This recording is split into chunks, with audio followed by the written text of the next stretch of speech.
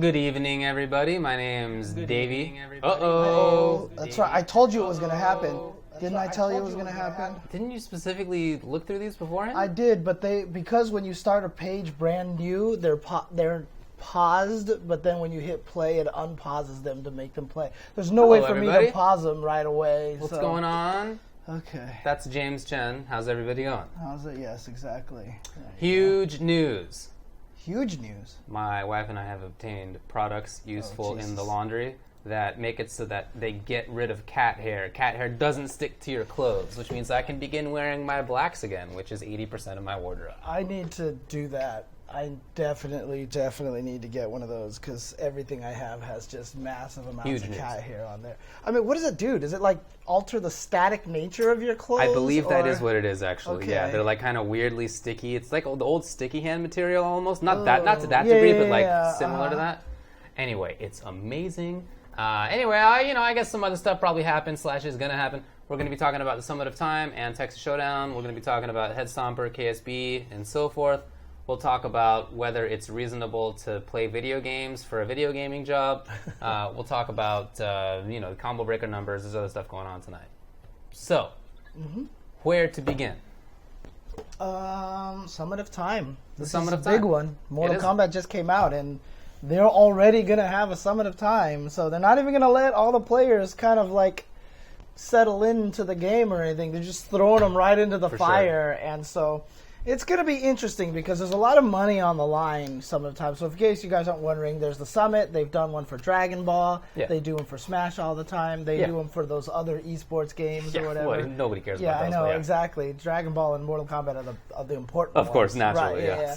So what they do is they invite everybody into a house. They all sit there and play. You know, the voting process is done by you have to spend money and vote people in. Some people are invited. There's last chance qualifiers, etc., etc.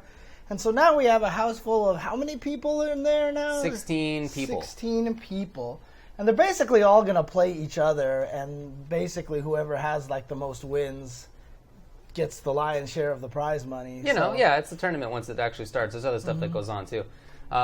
Before we get to discussing this coming weekend, the last chance qualifiers were the previous week. Yes. There was one at NLBC in New York, and there was one at Wednesday Night Fights in SoCal.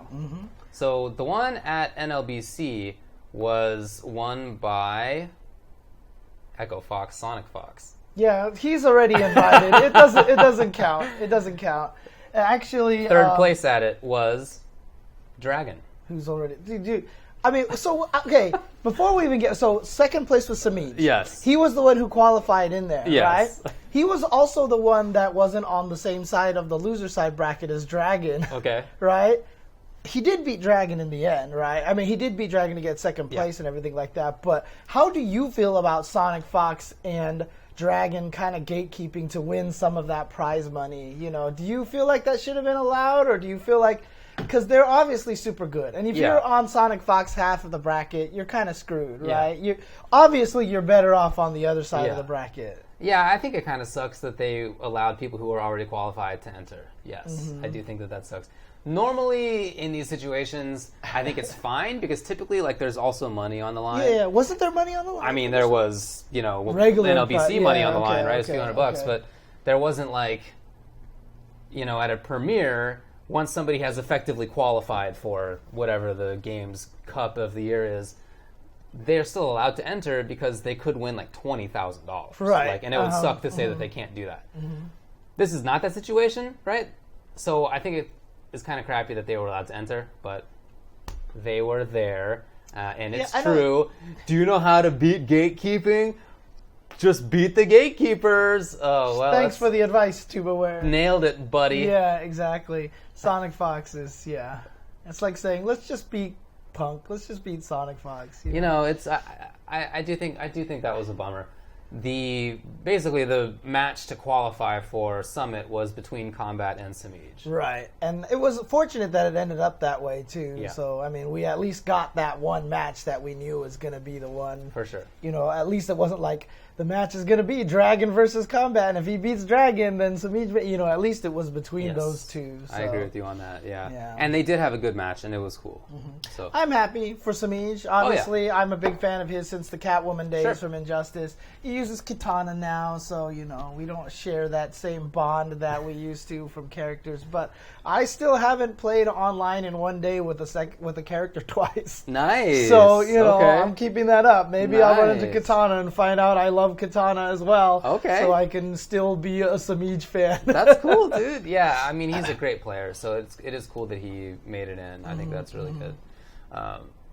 Then in Wednesday Night Fights, it was a very interesting story where Happy Pal qualified. From Europe. From France. He flew out to Los Angeles. Not to NLBC, by the way, probably because Sonic Fox and Dragon were there. Right. Yeah. He flew out to the Wednesday Night Fights qualifier all the way from Europe, from France. Yeah. And he ended up taking it. Yes, he did. He took it over Beyond Toxin. Beyond Toxin is from Florida, and so is Samij. So, shout outs to them for probably coordinating, all right, which one of us should go where. And they both made it, into not in the grand finals, I guess, in Samij's case, but they both made it really. No, deep. Samij did make it to grand finals. Oh no, you're right. He did. He beat Dragon. You're right. Yeah. So they both made it to grand finals. That's pretty cool. Biohazard got 4th. I'm sorry, Basics got 3rd. Then you had Han Rashid, MF Slayer, Chris T actually made top 8, and Gunnar was. So here's a question. I mean, I from what I saw, I was like, dang, East Coast obviously looked really strong. Sonic Fox is there, and Dragon's there. I know all these names. Yeah. But you were actually saying from watching the play, you actually felt like West Coast looked pretty strong, too. I actually thought that the quality of play was better at Wednesday Night Fights. Okay, Sonic Fox aside. Okay, fair enough. Sonic Fox is the best player in the world, so him aside, I felt that the quality of play was actually better in Wednesday Night Fights, and that they had kind of figured it out more, because there was more more flawless blocking. There were Jackies in top 8. Jackie won the whole thing. Slayer was flawless blocking everything. Yeah, well, he was trying to at least. So, sure, no, but I mean, it did look to me like there was a really high level of play in SoCal, and people came to SoCal because they thought it was the weaker region, right? As you were saying. Right. So Biohazard got put into losers early. 3-0. Yeah, he got blown up. By Big Boy. Yeah, it was Big Boy. It was Big Boy Kung Lao. And he did it with this 400 damage combo that I saw, and I was like, I'm stealing that combo. Yeah. So anyway, there you go. So it's Happy Pal who qualifies, and also Samij. That means that the full 16 people, including the people invited, were Sonic Fox, Dragon, Hayate, Honeybee, DJT, Tyrant, Forever King, Tekken Master, Foxy Grandpa, and Scar. Those are the invited players. Then you had people who were voted in: Waz, Katana Prime, Tweety, and Gross. And then you had people who qualified to get in: Samij and Happy Pal. I'm really excited about this list of players. Yeah, and actually, what I would hopefully, I mean, you know the scene a lot better than I do. Would it be possible for you to just go down the list of names and kind of talk about a little bit of their history? Yeah. I mean, Sonic Fox. I mean, we could skip him because everybody knows Sonic Fox. I had a business lunch today with another lawyer, and he brought up Sonic Fox. Are you serious? Hey, I mean, he's in gaming to be fair. Yeah, I know. Okay, yeah. Sonic Fox, obviously, probably the most important person in the fighting game community right now. Probably the strongest person in the fighting game community, although Punk's dominance in Street Fighter V, but it's still just the one game, right? It's still just the one game, That's true. Yeah, there's Fox. Dragon, what did he win? EVO? He won EVO. And also the MK Cup. I'm sorry, the Injustice. Injustice E-League, right? Yeah. Yes, it was the Injustice E-League, yeah. And he's a very young guy. He is. And he's been playing fighting games not for as long as a lot of he came in at the end of MKX, basically. Right, and obviously strong player. He also played Soul Calibur and was dominating with Ivy for a while, so just a very strong player overall. And he likes rangy characters. He's playing Cetrion now. Yeah, which I like. Cetrion's good. Yeah, Hayate, who's invited. I've seen him play Scorpion so far. I don't know if he's playing other characters too. But he has super sick footsies. He's got one of, in my view, maybe, again, outside of Fox, He probably has the best footsies in NRS. Okay. Super good. He was the guy he was the Robin King, Yes, right? Robin. In Injustice, the diehard loyal Robin, Yeah, right? and okay. Takeda, excuse me, Takeda. in MKX. Oh, okay. Yeah. There you go. Because they're like 80% the same character. Yeah. Honeybee is also in there. He got second at EVO. He's been a top player for quite a while. From Canada, right? From Eastern and Canada. brother with Biohazard, if I'm not Correct. mistaken. You are right? exactly Yes. right. Yep. He really wanted to play Devora, and then the game came out, and she's probably not that great. He played Devora all the time in MKX, so Yes. he destroyed everybody. I mean, was that where he got his nickname from? And actually not. No, I don't remember the story, but it just happened to be. It might have been that he was playing Devora because of Honeybee. Yeah, it was like one of those he was like, "Oh, I'm Honeybee. I've got to play the bug lady," right? Yeah, there's something like that. But yeah, so he's playing Noob now. He's playing Noob Saibot and looking really good. Okay. That's the next character I want to try. Yeah. Also. You have DJT in there. He was one of the best players in MK9. Okay. And Oh, wow. So long time player Yes. then. Oh, yeah, for sure. He got... Did he win EVO? Or he maybe got second at EVO in MK9? Okay. Something like that. And he got, first and second at a bunch of big tournaments. He's really strong.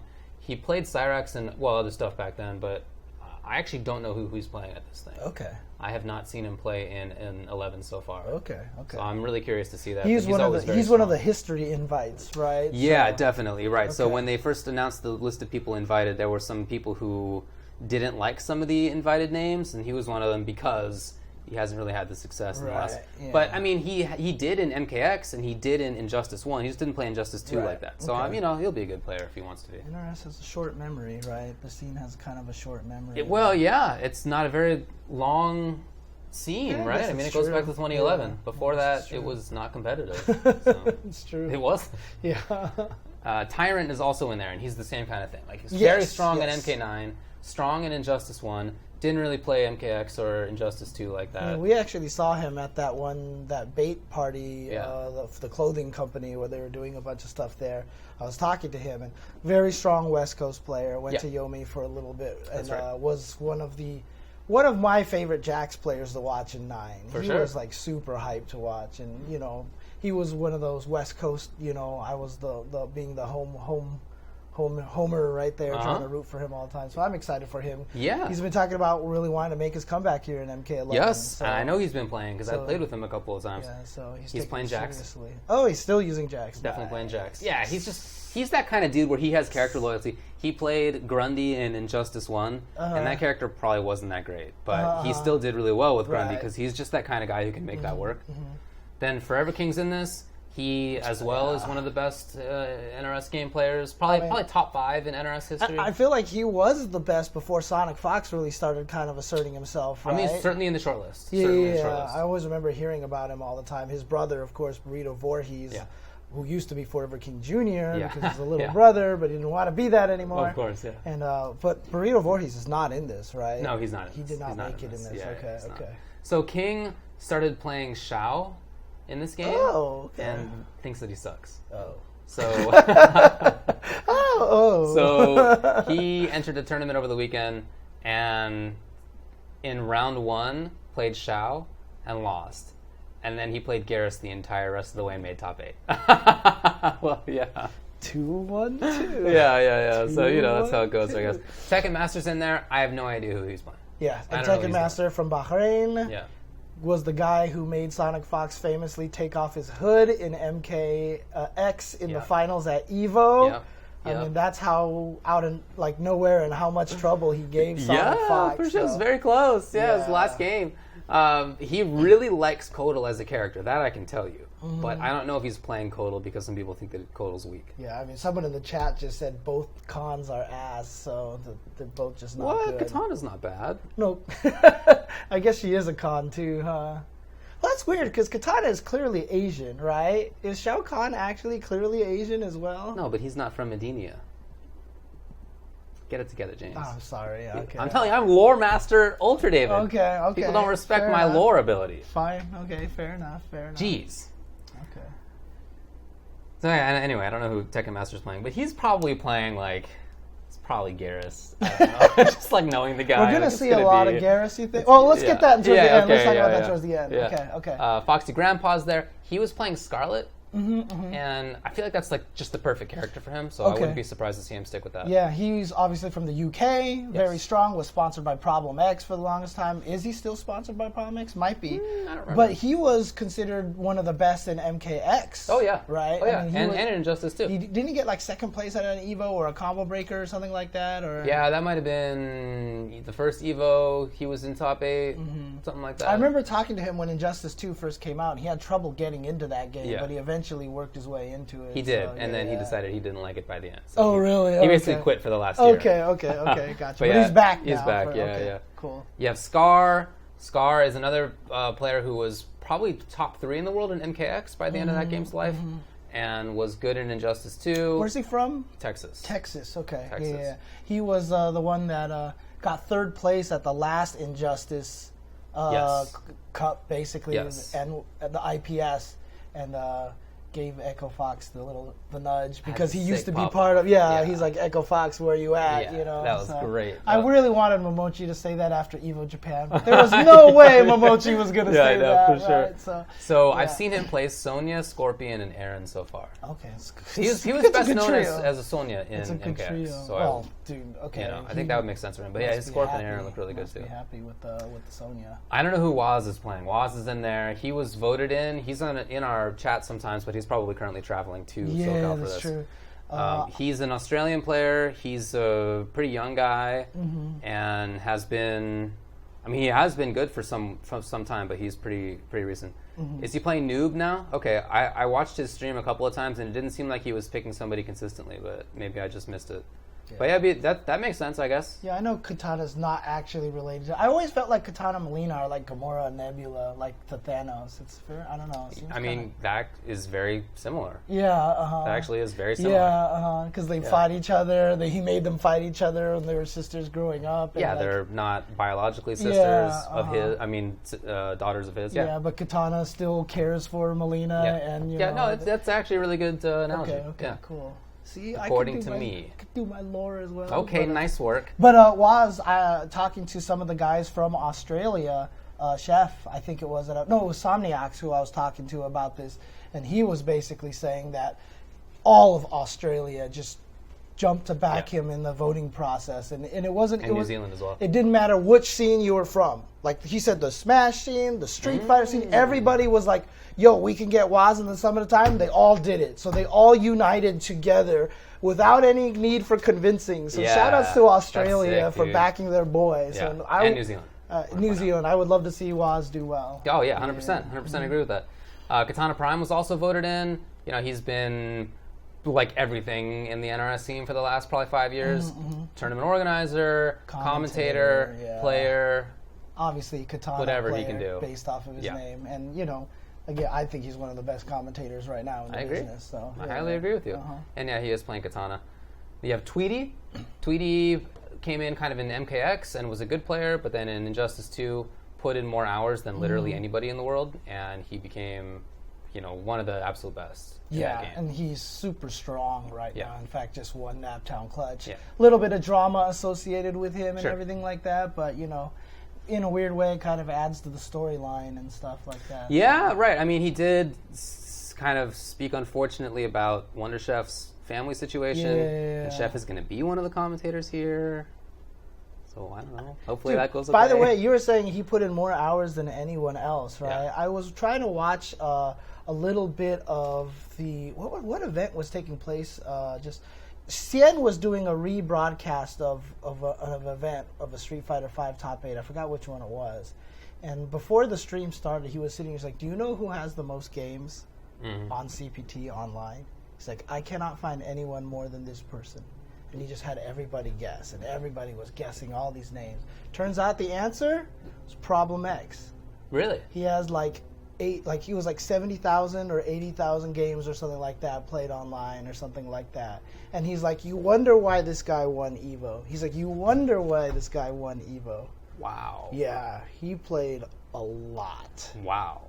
So yeah, that is incredible. Oh my god, yeah, it's like 70K or something like that. That's an order of magnitude more than me. Probably. Like everyone, and I feel like I played everyone was throwing out names, and he kept looking. I think they found one that was like at 120,000, but it had the name of like a LAN center, so it might have just been everybody jumping on that one and playing online. But for Problem X, he probably played a good 99% of those matches online. So. That's incredible. Yeah. Oh, it was 81,500, and Trashbox only had like 50K.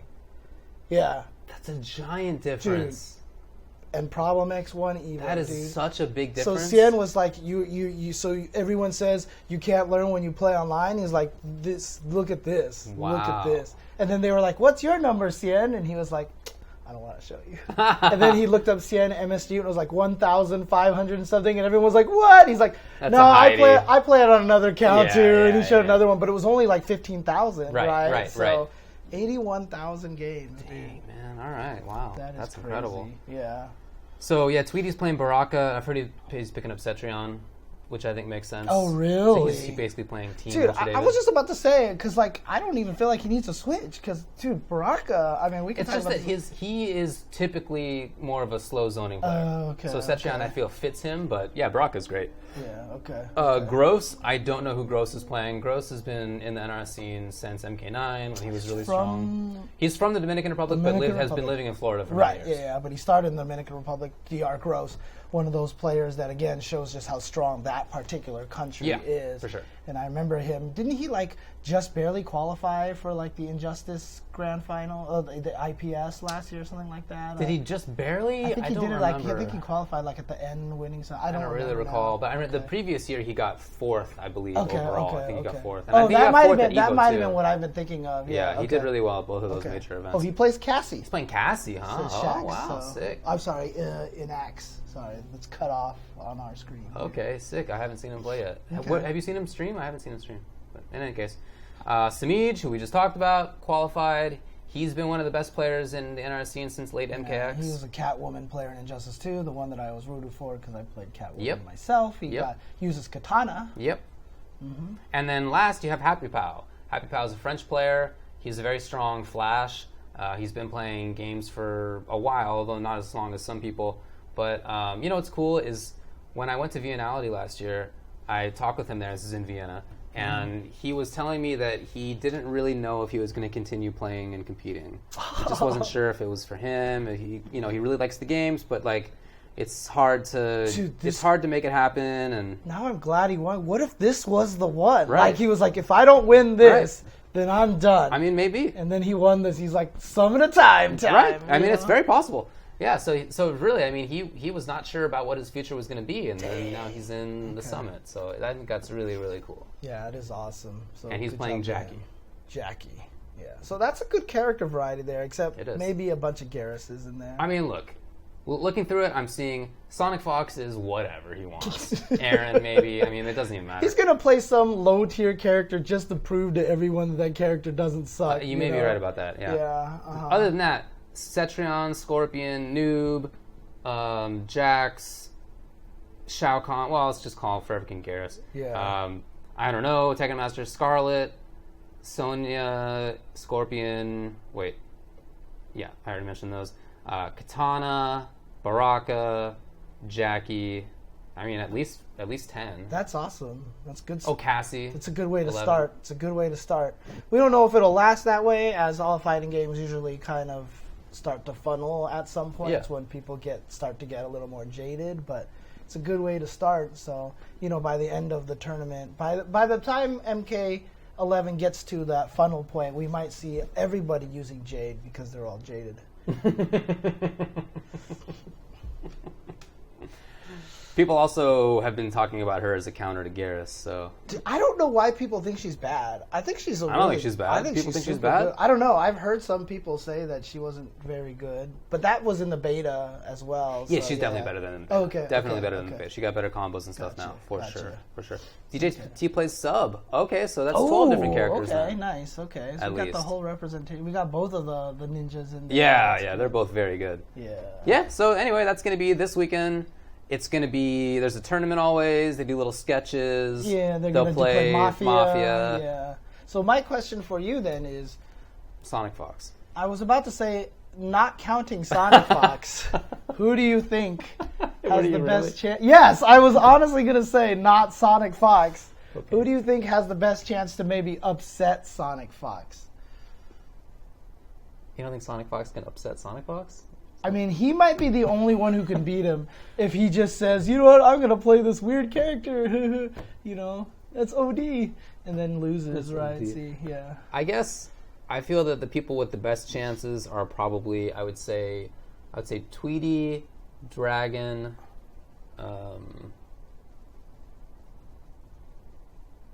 Samij, maybe? Well, maybe. He actually said he trained Samij for that event, and Samij qualified. Right. He and Sonic Fox played a lot. He went over Sonic Fox's Samij was almost an extension of Sonic Fox, you know? Yeah. Jesus. So, yeah, maybe Samij. But I feel like there's only a few that I would think that on the list. I think Tweety's going to destroy everybody. Okay. I think he's you just think Baraka's too good. I think Baraka's so good. Because, look, I'm a scrub in this game, right? And I've been playing, and I've been having a hard time playing this. I was at like maybe 22 to 18 on my record in terms of the 3 out of 5 sets. I had just lost like 5 in a row, and I was like super sad and everything like that. And then, you know, I was like, all right, I'm just going to play Baraka because at the end of our session last week, I started playing Baraka because I was like, this character is dumb, and I want to see just how dumb he is. And I started playing him, and then I was like, okay. And then I went online. Yeah. And now my record's like 31-20. Nice. Like I went like 9-2 or something like that. Okay. And I think it was the first 2 sets I might have lost. Okay. Because I was still trying to get used to him. And then afterwards, I just blew everybody. Let's I think go. I only lost to a Garrus because Garrus is good. And I think I lost to, I can't remember what it was. It was another character that has pseudo zoning. I forgot who it was, but the guy zoned me really well. Okay. And that's like, I feel like his biggest weakness. Sure. So it might have been a Scarlet or a Jade or something like that I lost to. But after that, dude, like, I got 2 rage quits on me. Nice. I could tell people were getting mad. That's what I'm talking about. There was some rounds where it looked like they just stopped moving. Nice. Like towards the end of the round, they just sat there. They were just like, I'm done. I'm happy to hear that. Dude, that character, that's so great. But dude, like, I don't feel like I'm earning it. Why? Like, you are earning it. I don't feel, dude. The character is good. I know the character is good, dude. I've been saying that. But still, I mean, I'll tell you, you're improving. It's not just Baraka. Okay, so I will say there was definitely a lot of situations where I actually got hit by a punch, did nothing. They whiffed their throw. They hit me with the down 1, and then I just crouched, and they whiffed their throw. And I got my crushing blow on them into 300 and some damage. Sweet. Dude, it was beautiful. That's great. But I'll tell you something about it. Using that character, even though I feel like the character is doing a lot of the work, even though I feel like I'm trying to give all the credit to the character and all this stuff like that, there's just some glee that you get from command throwing somebody 5 times in a row, or just back-2ing them 5 times in a row. I know it, dude. Dude, even I was even using my own tech. I was fighting against a Jade, and every time I knocked her down, I would do down 4 and low profile her wake up 3, her up 3, and then I would just throw her and stuff. I was cooking people, dude. That's great, man. Yeah, I know. Everyone's like, David corrupted me. Yeah, that's right. Dude, that command grab. Yeah, are you using command grab on your wake up as I've begun to do? Dude, I've done that. I did that to people. Because Baraka's up 3 is only -3, and it hits the ground, and it hits anti-air. It's basically just a giant You can't hitbox. low profile it. It's huge. So I've just been starting to do wake up command grab. Dude, I was doing that to people. I would knock them down, and they would back up, and I would just get up and just leap at them. Sick.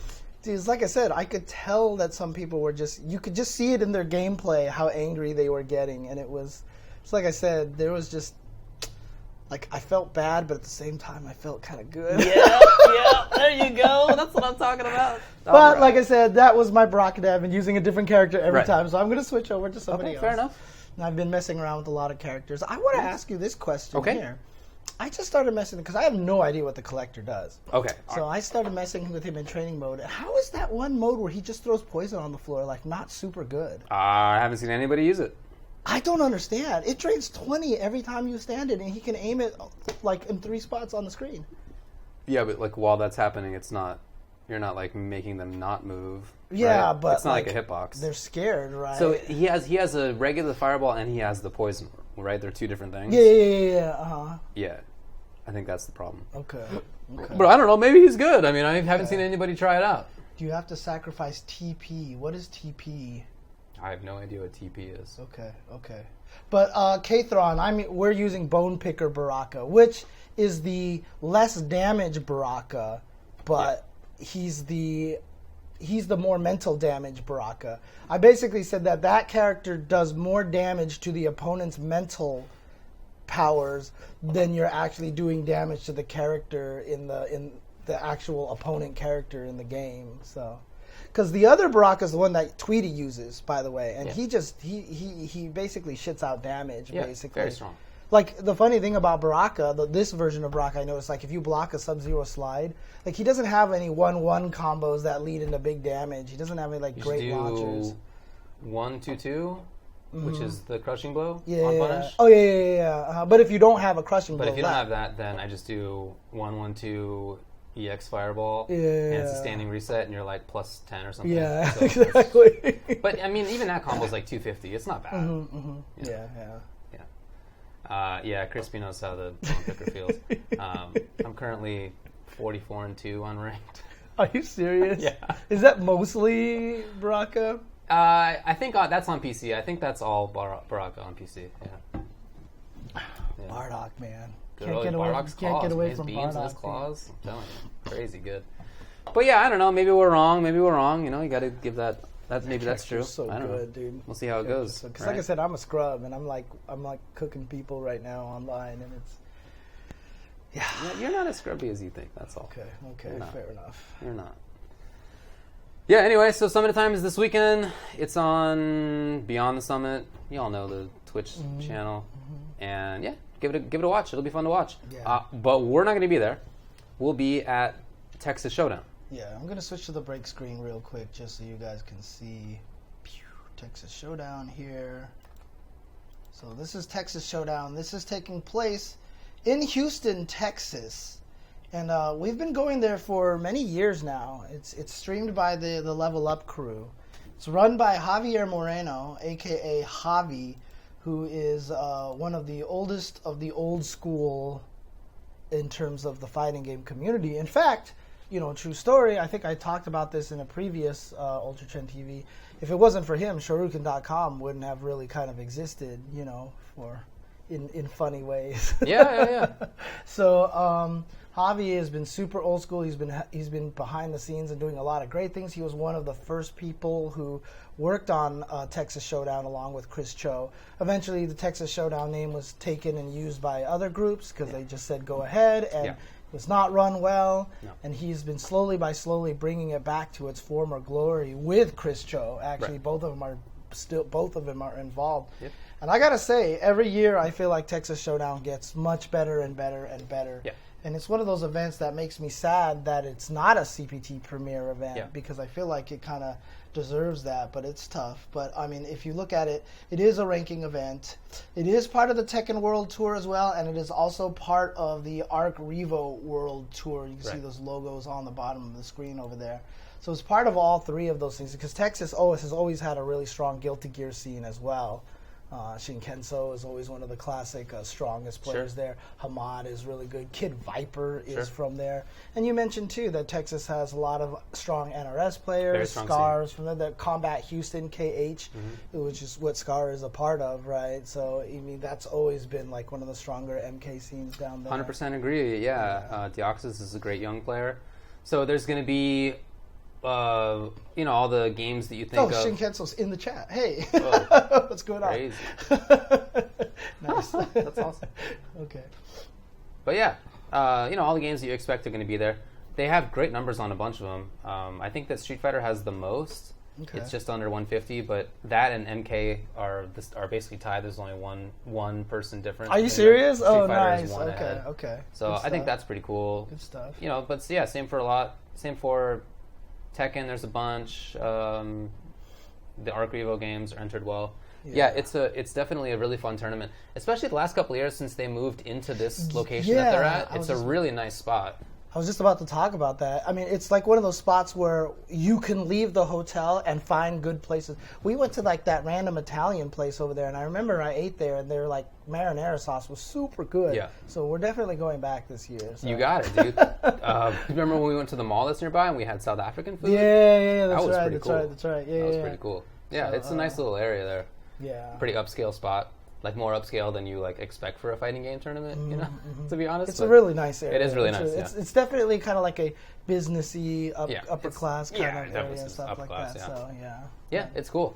It's a lot of fun. So, definitely check it out. There's going to be different streams. it's going to be mostly on Level Up Live, right? That's where most of the top 8's going to be, Yeah. So top 8 will be on Level Up. But there's also...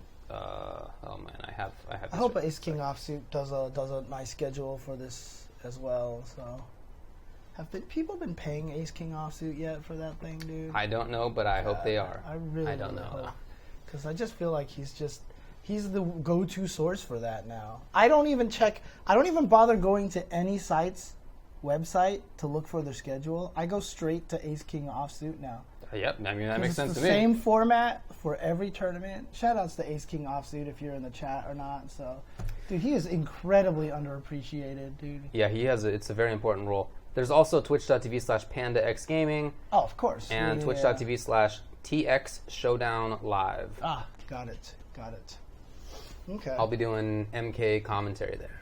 Yeah, I don't know exactly what I'm doing because Javi always likes to get me on a bunch of different things like I did for NCR. Mm-hmm. So I think I might be able to do a Tekken pool. Ooh, nice, man. I might be able to do some Guilty Gear there, of course. And, I volunteered for Soul Calibur and Unist again, so we'll see what happens. I haven't applied for MK yet because I don't think I'm quite ready for it, although I feel like I'm getting there right now. This new strategy of learning this game, I think, is very nice. You are scheduled to do Tekken. Oh, the schedule came out? Yeah. Oh, okay. Tekken, cool. Street Fighter, Super Turbo. Oh, of course, yeah. SF5. Oh, okay, cool. But yeah, like the way that I've been learning MK11, I feel like has been working really, really well. So I didn't have any Guilty Gear in there? I don't think so. Oh, sad face. Okay. All right. Yeah, check it out. That's going to be this weekend. We'll be there Saturday and Sunday. The thing does start on Friday, so there are going to be some, for example, SF5 will be played. Mm-hmm. Wait, did I say Sunday? They'll start on Friday. Yeah. SF5 will be there. KI Top 8 will be on Friday. There will be BBCF Top 8 Friday. DBFC will be on Friday. Live schedule reactions. Now we just need to have the thumbnail be us going. There you go. Were you hoping that I was going to get in that same spot? No. I just wanted to do my live reaction gif. That's all. So that's a good one, yeah. Okay. Speaking of live reaction gifs, did you watch the new Spider-Man trailer? Yes. Okay. I'm not going to say anything about it because there are spoilers right. in it.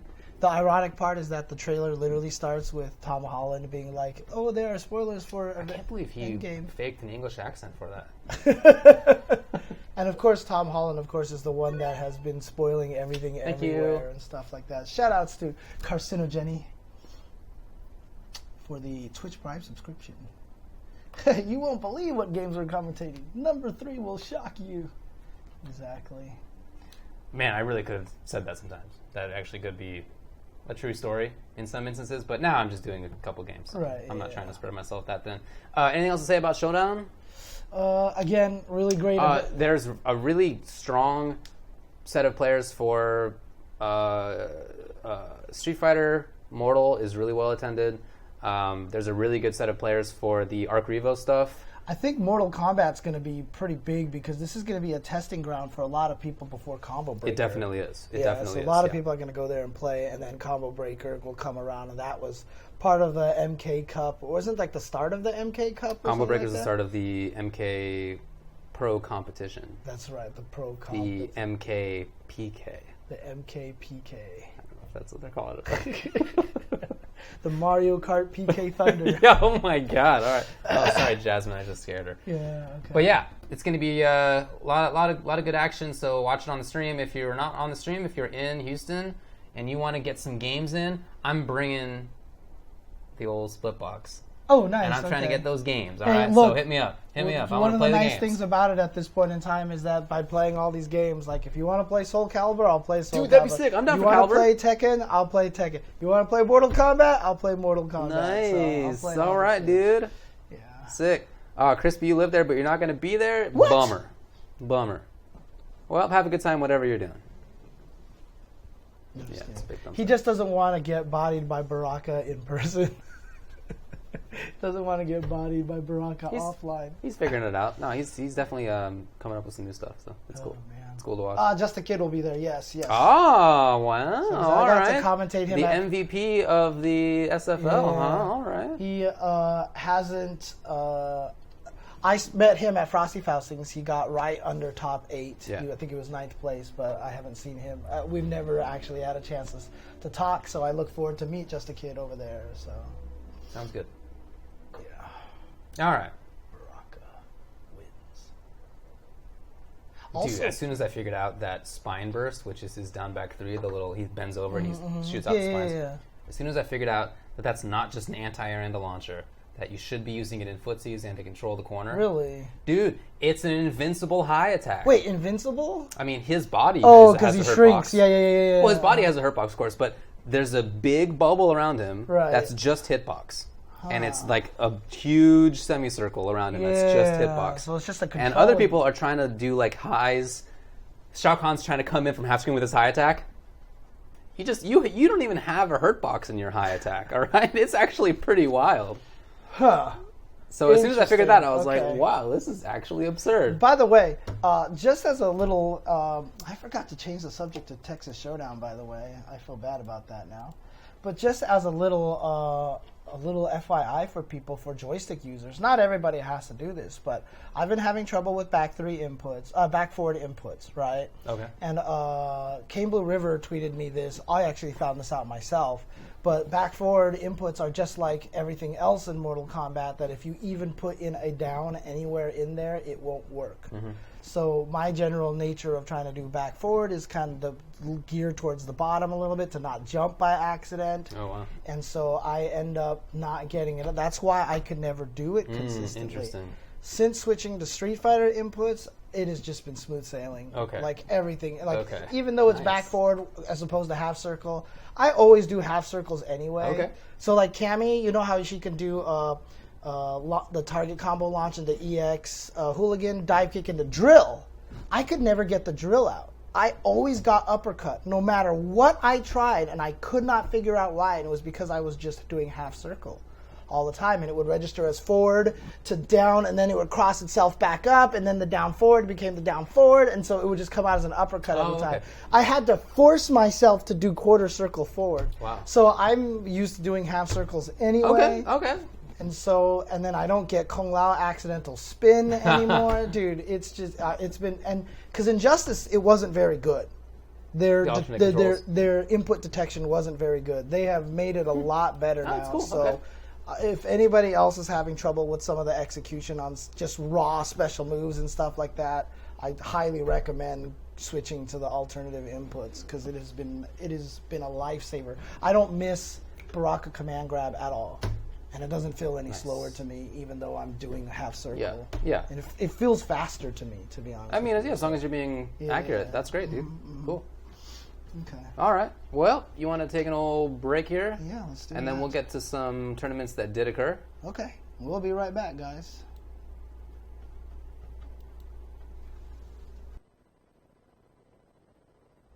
Hey, thanks, Shay. Didn't know my Mortal Kombat streams were so fun. Yeah, I've enjoyed watching you play too. I've watched a bunch. Yeah. I'm coming to Combo Breaker. I got to remember to bring you a bunch of stuff. It's that, year and a half old Dragon Ball magazine and a couple of stickers I got from Evo last year for you. You asked for a bunch of the stickers from the 50/50 booth, I remember. So I got you a bunch of those. So I need to get those to you. So I got to remember to bring those for you. Hey, Brock, did I ever get you that Blanca thing that I bought for you probably like 6 years ago? I don't remember if I ever did. Ultra Chen owes Brandon a bunch of stuff. Yeah. I'm just going to always call him Brandon because I think I'm the only one that does Brand. that. Yeah. That's cool. I gotta remember which stickers he wanted. I'll have to go see if I can remember where they are at this point in time. He says you do give it to him, so nice. Yeah, CB is going to be good. We'll talk about the numbers in just a little bit. Yeah, CB is... Because that's cool news for sure. Mm-hmm.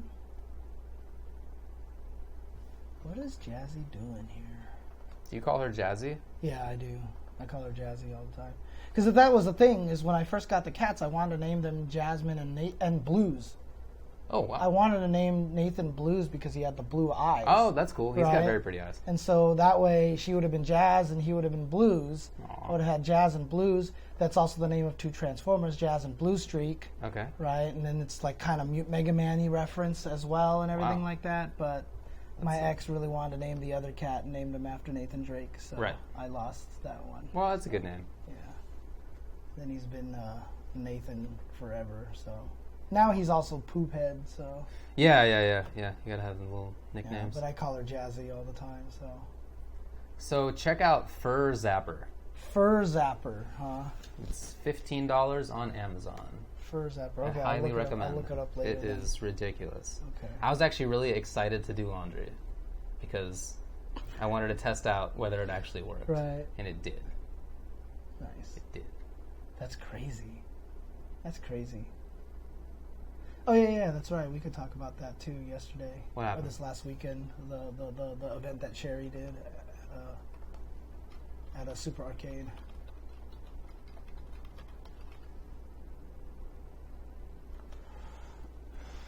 Okay. All right. We ready to go? 20 seconds remaining. Ding, ding, ding, ding, ding, ding, ding. Dude, Jasmine actually looked at you when you did that. Yeah. Have you ever tried purring at your cats? Yes. I try to purr at my cats, but I'm not very good at it. Well, you're a human, so. What technique do you use to purr? Do you just do the tongue rumble thing? What technique? You know. I feel like you've thought about a lot more about this than I have. It's an important thing to discuss. Is there like an online forum that recommends like different kinds of techniques? Actually, yeah, it's called Purr Technos. I want to hear your purr. Come on. No, it's not what it is. That sounded like your bad imitation of a bad imitation of a fart. Yeah. All right, let's roll. It's pretty good. Yeah, that's all right. Okay. All right, ready? Yeah. All right, we're back. Yes. After important conversations. So, Headstomper happened over the past weekend. Mm-hmm. This is a tournament that happened in Sweden, in Malmo, Sweden, which is the southernmost city in Sweden. Mm-hmm. Just north of Copenhagen in Denmark. Southernmost city in Sweden? Yeah. In Sweden. Correct. Okay. A lot of people were there. It was a Tekken World Tour event. It was a CPT event. Yes. It was an Arc Revo event. So it was a big one. Tekken 7 was won by Asim with Kazumi, Geese, Miguel, and Katarina. Jeez. Okay. Nice work. Kane and Trench second. That's cool. I don't know the other dude. Tishuman, I know. He got fifth. Okay. Yolanda ninth. Super Kuma ninth. I don't know if you are more familiar. But anyway, cool. That's all right. Nice. I always like seeing that kind of thing. Nemo won Street Fighter V, so he traveled all the way out there and made it worth his while. Luffy got second, then Salty Kid, Infectious.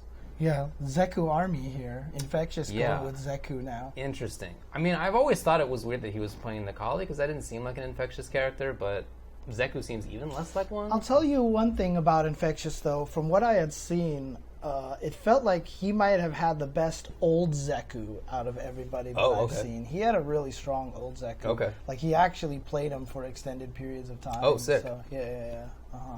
Nemo played Urian. Yeah. Angry Bird basically always makes top 8 at these points, and so he did again. Vega Patch, who I really enjoy watching, is a good Fang player. He got 5th also. And then Shax and Itrosh got 7th places. Nice. Ooh, Ixion got 9th. Wow, that's cool. Dang, Problem X got 9th.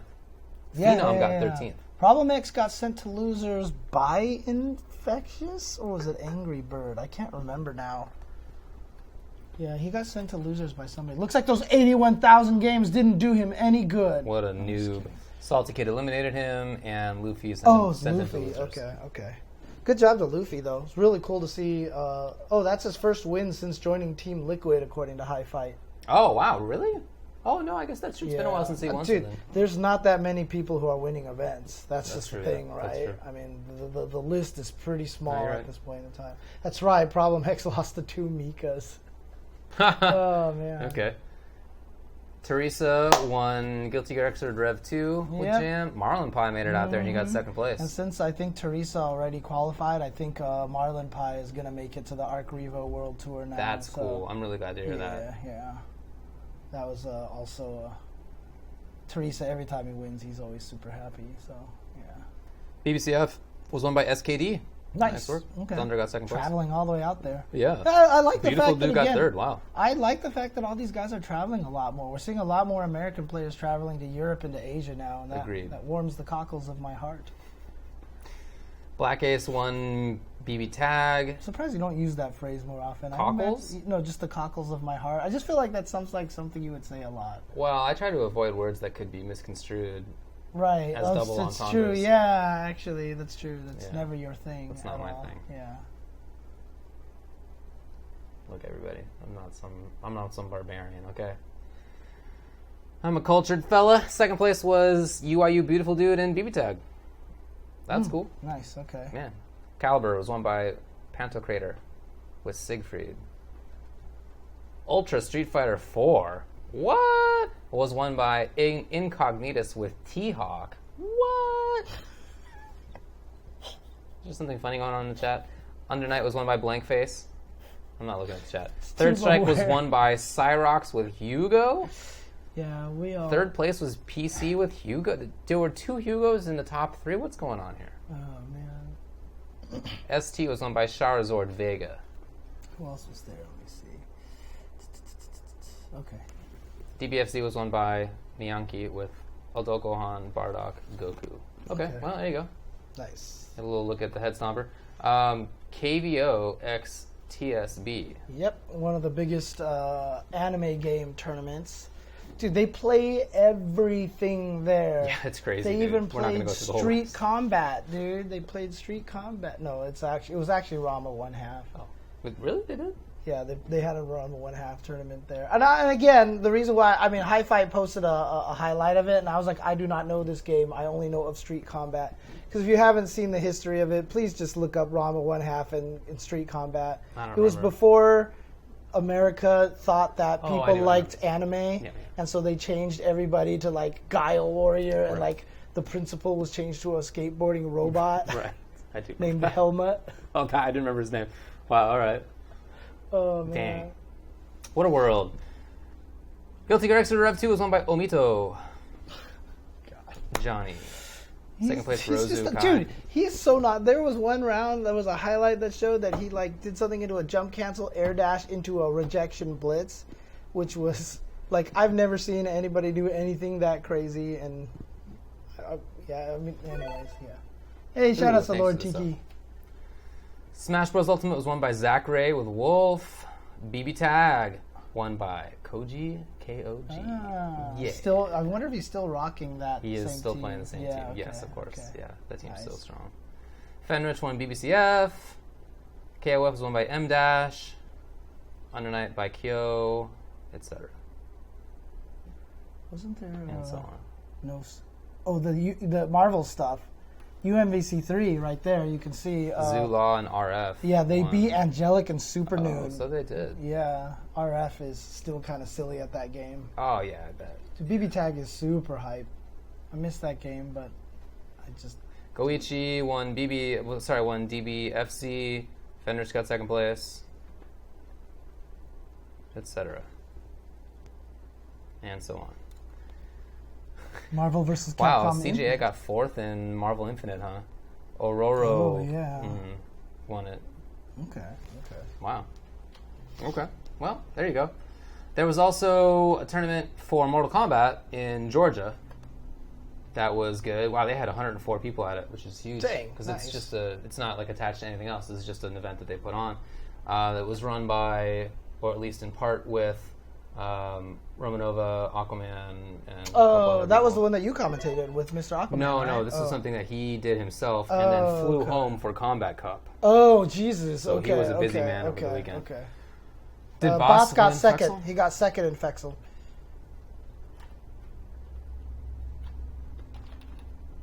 Yeah, 18 Go won Fexel. Okay. Anyway, so what was cool about this was that there were a bunch of strong players there and a lot of new things. Okay, I don't have to sneeze anymore. It went away. I wasn't sure what was happening there. It was a sneeze. You almost look like that cat with the bell on the end of its head, and the Santa hat that would go, what? Yeah, it was a sneeze, all right, and it okay. decided to leave before it came out. Okay. So thanks, sneeze. I hate those. That's the worst. It's tough. I It's hate annoying. that feeling. Yeah. So what's very cool about this is that Ninja Killa 212 won it over Forever King, Alcatraz, Slayer, Atai, other people as well. Ninja Killa has become the best MKX player in the world, and really? Like by doing it online. Because he's the one that keeps playing it. Well, to be honest, there's a pretty sizable community that never left that game. Yeah. But I'm just saying he's still playing, but like all the other guys moved to Injustice too. Yeah, right. Yeah. So when he was getting really good at MKX, he had some fans, and the fans were always like, "Oh man, you should go out and play these guys in tournament." And he was like, he's kind of young. He hasn't played on an offline tournament. And other people saw him play, and they were like, "Look, if we were all taking MKX seriously still, we'd be beating you. You're not that great." Like, so there's like he's trying to eat my pita. Nope. Big negative for you. So anyway, there's this back and forth on is he good or not. And he came out to his first ever offline tournament, and he won it. And good job. Shout outs to him for doing so. That's super cool. Yeah. Super cool that he did that. Good stuff. Very impressive. He won it with Liu Kang. Oh dang! Okay. Yeah, he's a sick Liu. He was a really good Liu player. Was he playing it? Was he playing it zoning style? Do you know or? No, offensive. Offensive. Yeah, a lot of staggers. Okay. Yeah, it was really cool. Okay. Forever King got second place. So round 1 was Ninja Killa versus Forever King. What? Well, I don't know if they seeded or what happened. Okay. Yeah, that's what it was. And Ninja Killa beat him. So apparently Forever King was up 2-0 with Shao Kahn. Okay. This is what I heard. I wasn't watching. And Ninja Killa tied it up 2-2, and then Forever King tried out Geras, and it didn't work. And then he switched to Geras for the whole rest of the day, and then he made grand finals. So he went He took the giant route. Oh, jeez. Yeah. Oh, it was first to 2. No, you're right. I did hear about that. Okay. Yeah, first what do you think? Should it be first to 2 or first to 3 at events right now? I mean, my own opinion is to keep it 2 out of 3 until it seems necessary to make it 3 out of 5. Okay. And I don't really think it seems necessary, but I mean, I don't know. A lot of the matches that I played are very long, actually. So. I mean, I don't have terribly strong opinions about that. I just feel it's just an empirical thing. Right. And doesn't really. It's not like a. I don't know. I don't have a strong position. I guess that's all. Okay, so yeah, it was on Data FGC. It was a good stream with good commentary. And then there was also the Combat Cup, right? And there was the Combat Cup, which you did with Mr. Aquaman. Yeah, I did. And what happened? I was there. I mean, it's not like you were watching or anything. I might have been part of it. Oh yeah, Combat won. That's right. He won the Combat Cup? Yes, Emperor Combat won the Combat Cup in Mortal Kombat. Correct. Yeah, okay. Correct. Yeah, it's that's the name he went with. Now he needs to play Combat on the Atari 2600.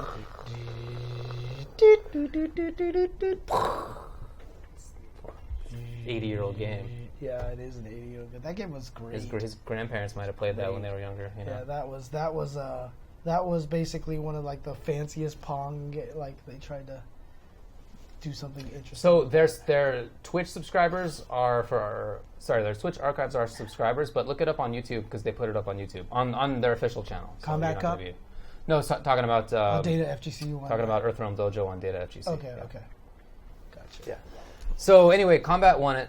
Kevo Demand, who's calling himself Kevo Reborn, got second place. Biohazard got third. Then Scar, King Gambler, Deoxys, Jay. Who does Combat use again? Titanium Tigers. Combat played Johnny. He played other characters too, but he won it in grand finals with Johnny. What did he do with that you should watch it. Okay. You should watch it, dude. Okay. He was ridiculous. I need to watch that. He just had like every sick read. Like it wasn't just He wasn't just doing Johnny stuff. Okay. Like, he was just being a better player. He was definitely the better player. Okay. But I mean, like, there was good Johnny stuff. Did he fight any zoners or anything like that, or? He fought Garrus's. Okay. I think it was Garrus. I think that's all he played. I don't know. But yeah, it was really, really good. This was Combat Cup, which was an online tournament, but online is really good. Oh yeah, he fought Aaron. That's true. Okay. I mean, he played other people too. And this was just top 8. The previous week was the full thing leading up to the top 8, where you could see him play more. This was on twitch.tv/Mr_Aquaman, MR_Aquaman. Yeah, dude, his Johnny was really good. I'm just trying to wonder how he got people to not crouch all day. So. People were trying to crouch. So he did staggers. He did... One thing he did that I really liked was that he would do... I don't know any of his strings. Kick, low kick. Yeah, the 2 low kicks, right? Yeah. Yeah, that's back 3-4, which is super good. Yeah, that seems really good. And then he would do EX Fireball, and that looked like he got a plus situation out of it. And then he would kind of dash in for another mix-up. I see. So he used the kick to lead into the Fireball to get the mix-up in there. Okay. Yeah. But yeah, he just had really good timing and staggers and really good defensive choices. Okay, I'm going to go watch that. He had some sick Fatal Blow cancel baits and combos. I got to go watch that. Yeah, you should. Yeah. You really should. Really good. I don't know why some of his fail blows are like land him as the first thing in the round. Oh, yeah, for Johnny? The crushing blows? Yeah, his crushing blows. I'm sorry. Yeah. But yeah, it was really good. Also, by the way, really cool to see Kevo got second. He was an old school player and beat people, including Biohazard and Scar and stuff in this tournament. I mean, what's interesting is, a lot of the players who liked MK9 for more of the neutral footsies kind of lost that at MKX. MKX became a little more Marvel-esque, I felt like, the mix-ups and the momentum. Thinking back, like, MK9 had Cyrax and Cabal and Sonya and those there's just characters in that game that are just total nonsense. Right. Total nonsense. Okay. Johnny had incredible plus frames. Like, there was really good footsies in the sense that dash blocking was really cool and really fun and useful and stuff, but I mean, it was as wild up close as any game's ever been.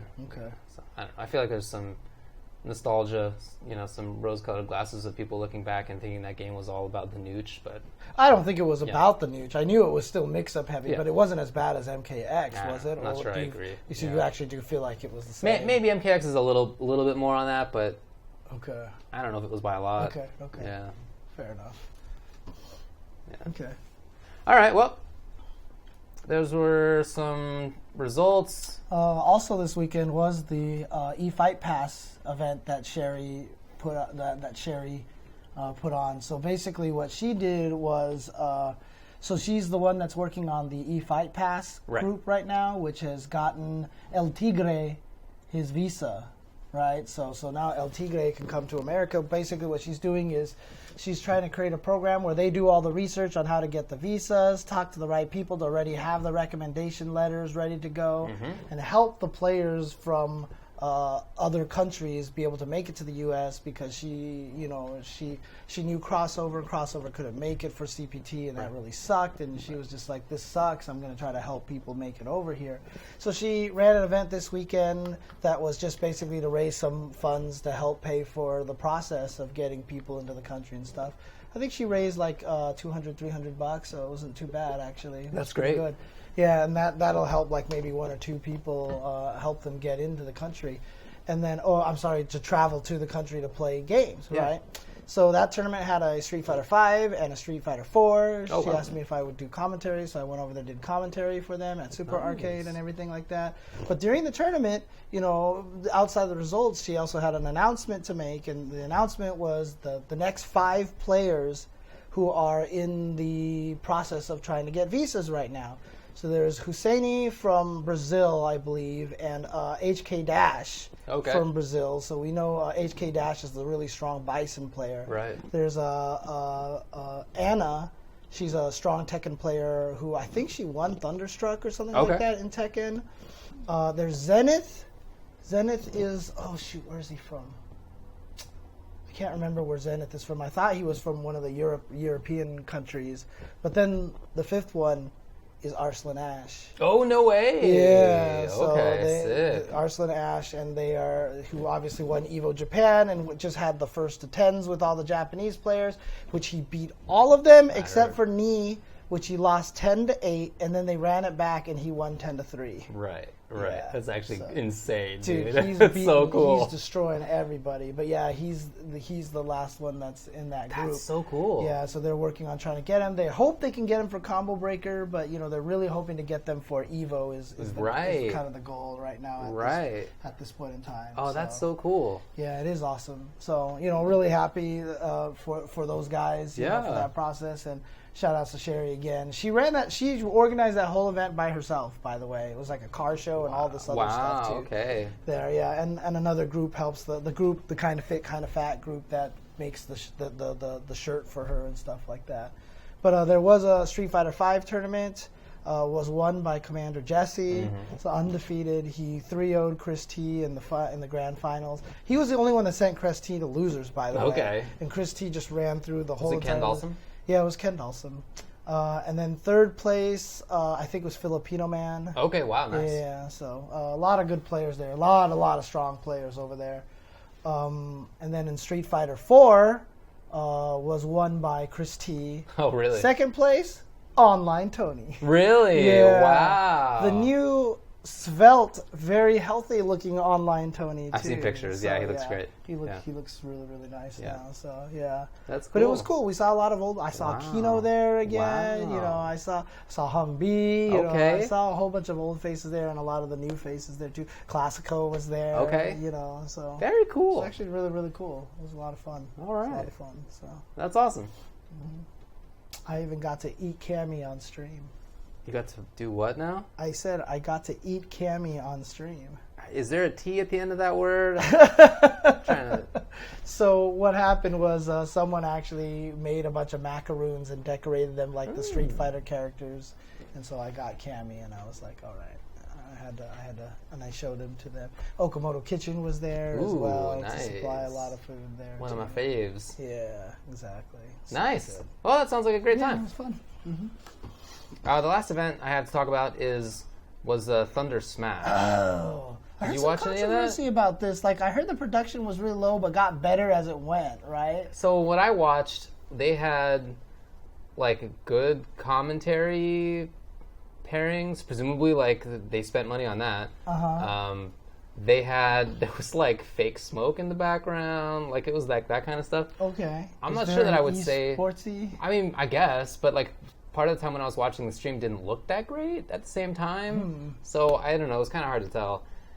But the winner got $20,000. Yeah. Did you hear about this? So there was a $28,000 prize pool, and the winner got $20,000. It's only for Smash Ultimate, right? For Ultimate. Okay. I heard Hungry Box was there doing commentary. Yeah.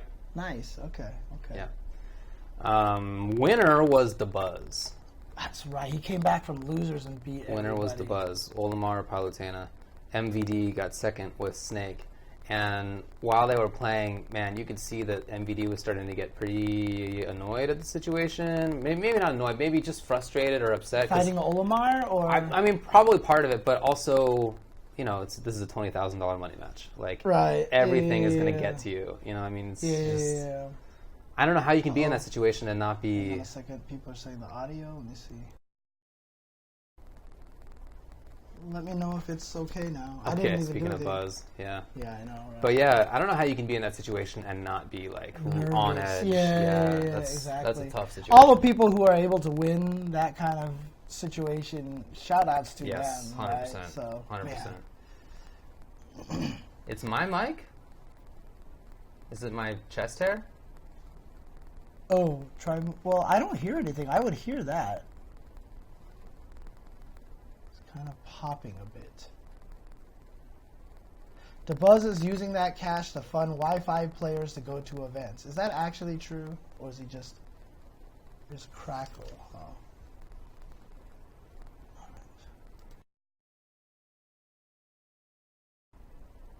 All right, let me know if that fixed anything. Only when we talk. Interesting. Buzz. Man, I tell you, audio is easily... Streaming's so weird. Audio is, without question, fixed, the worst part of streaming, I would say. So, there we go. Okay. I mean, it could also be that my mic is touching my shirt over here. Yeah, that could be. So, let me switch it back to the way that I had it before. With the microphone strangely upside down here. There we go. But still able to pick me up, so... Okay. Anything else you wanted to say about the Thunderstruck? Yeah, the buzz joke is pretty good. It's a good one. Is that why everyone keeps doing that, or? I mean, yeah, right? It's the buzz. Yeah, I know, but Yeah, I mean, is that why they keep doing it, or is it just you're saying somebody else tried to make that joke again? I think at least a few people did, yeah. Okay. But it was a good one. So shout outs to everybody. Yeah, those are all the tournaments that I have to talk about. Okay, cool. Good stuff. Let's do some 5-5 matchup stuff, or? Oh yeah, he said it on stream that he's gonna bring people out to majors. Oh, nice. What a cool guy. That's awesome. Was that Arda Ocalda who's doing that? Oh, nice. I don't know who that is. The host guy is Arda. He helps a lot with the Tetris stuff. Oh, nice. Yeah, okay. Yeah. I saw him there. I didn't know. I mean, on stream, I didn't know his name. Yeah. Mm-hmm. That's cool. But yeah, I've talked with the Buzz a couple of times. He's a nice guy. Okay. Anyway, what else do you want to talk about here? What are we doing here? We got 5-5 matchup coming up. 5-5 matchup? Yep. All right, what are we arguing about today? You said you wanted to talk about... so recently, it became a weird hot topic on Twitter that people started calling out event hubs for trying to, well, they had a thing for writing. They had a post for an author for their site, and then part of the requirements was to have them play a 5v5 versus one of the event hubs guys. First to five. Yeah, first to five on an online match. Yeah.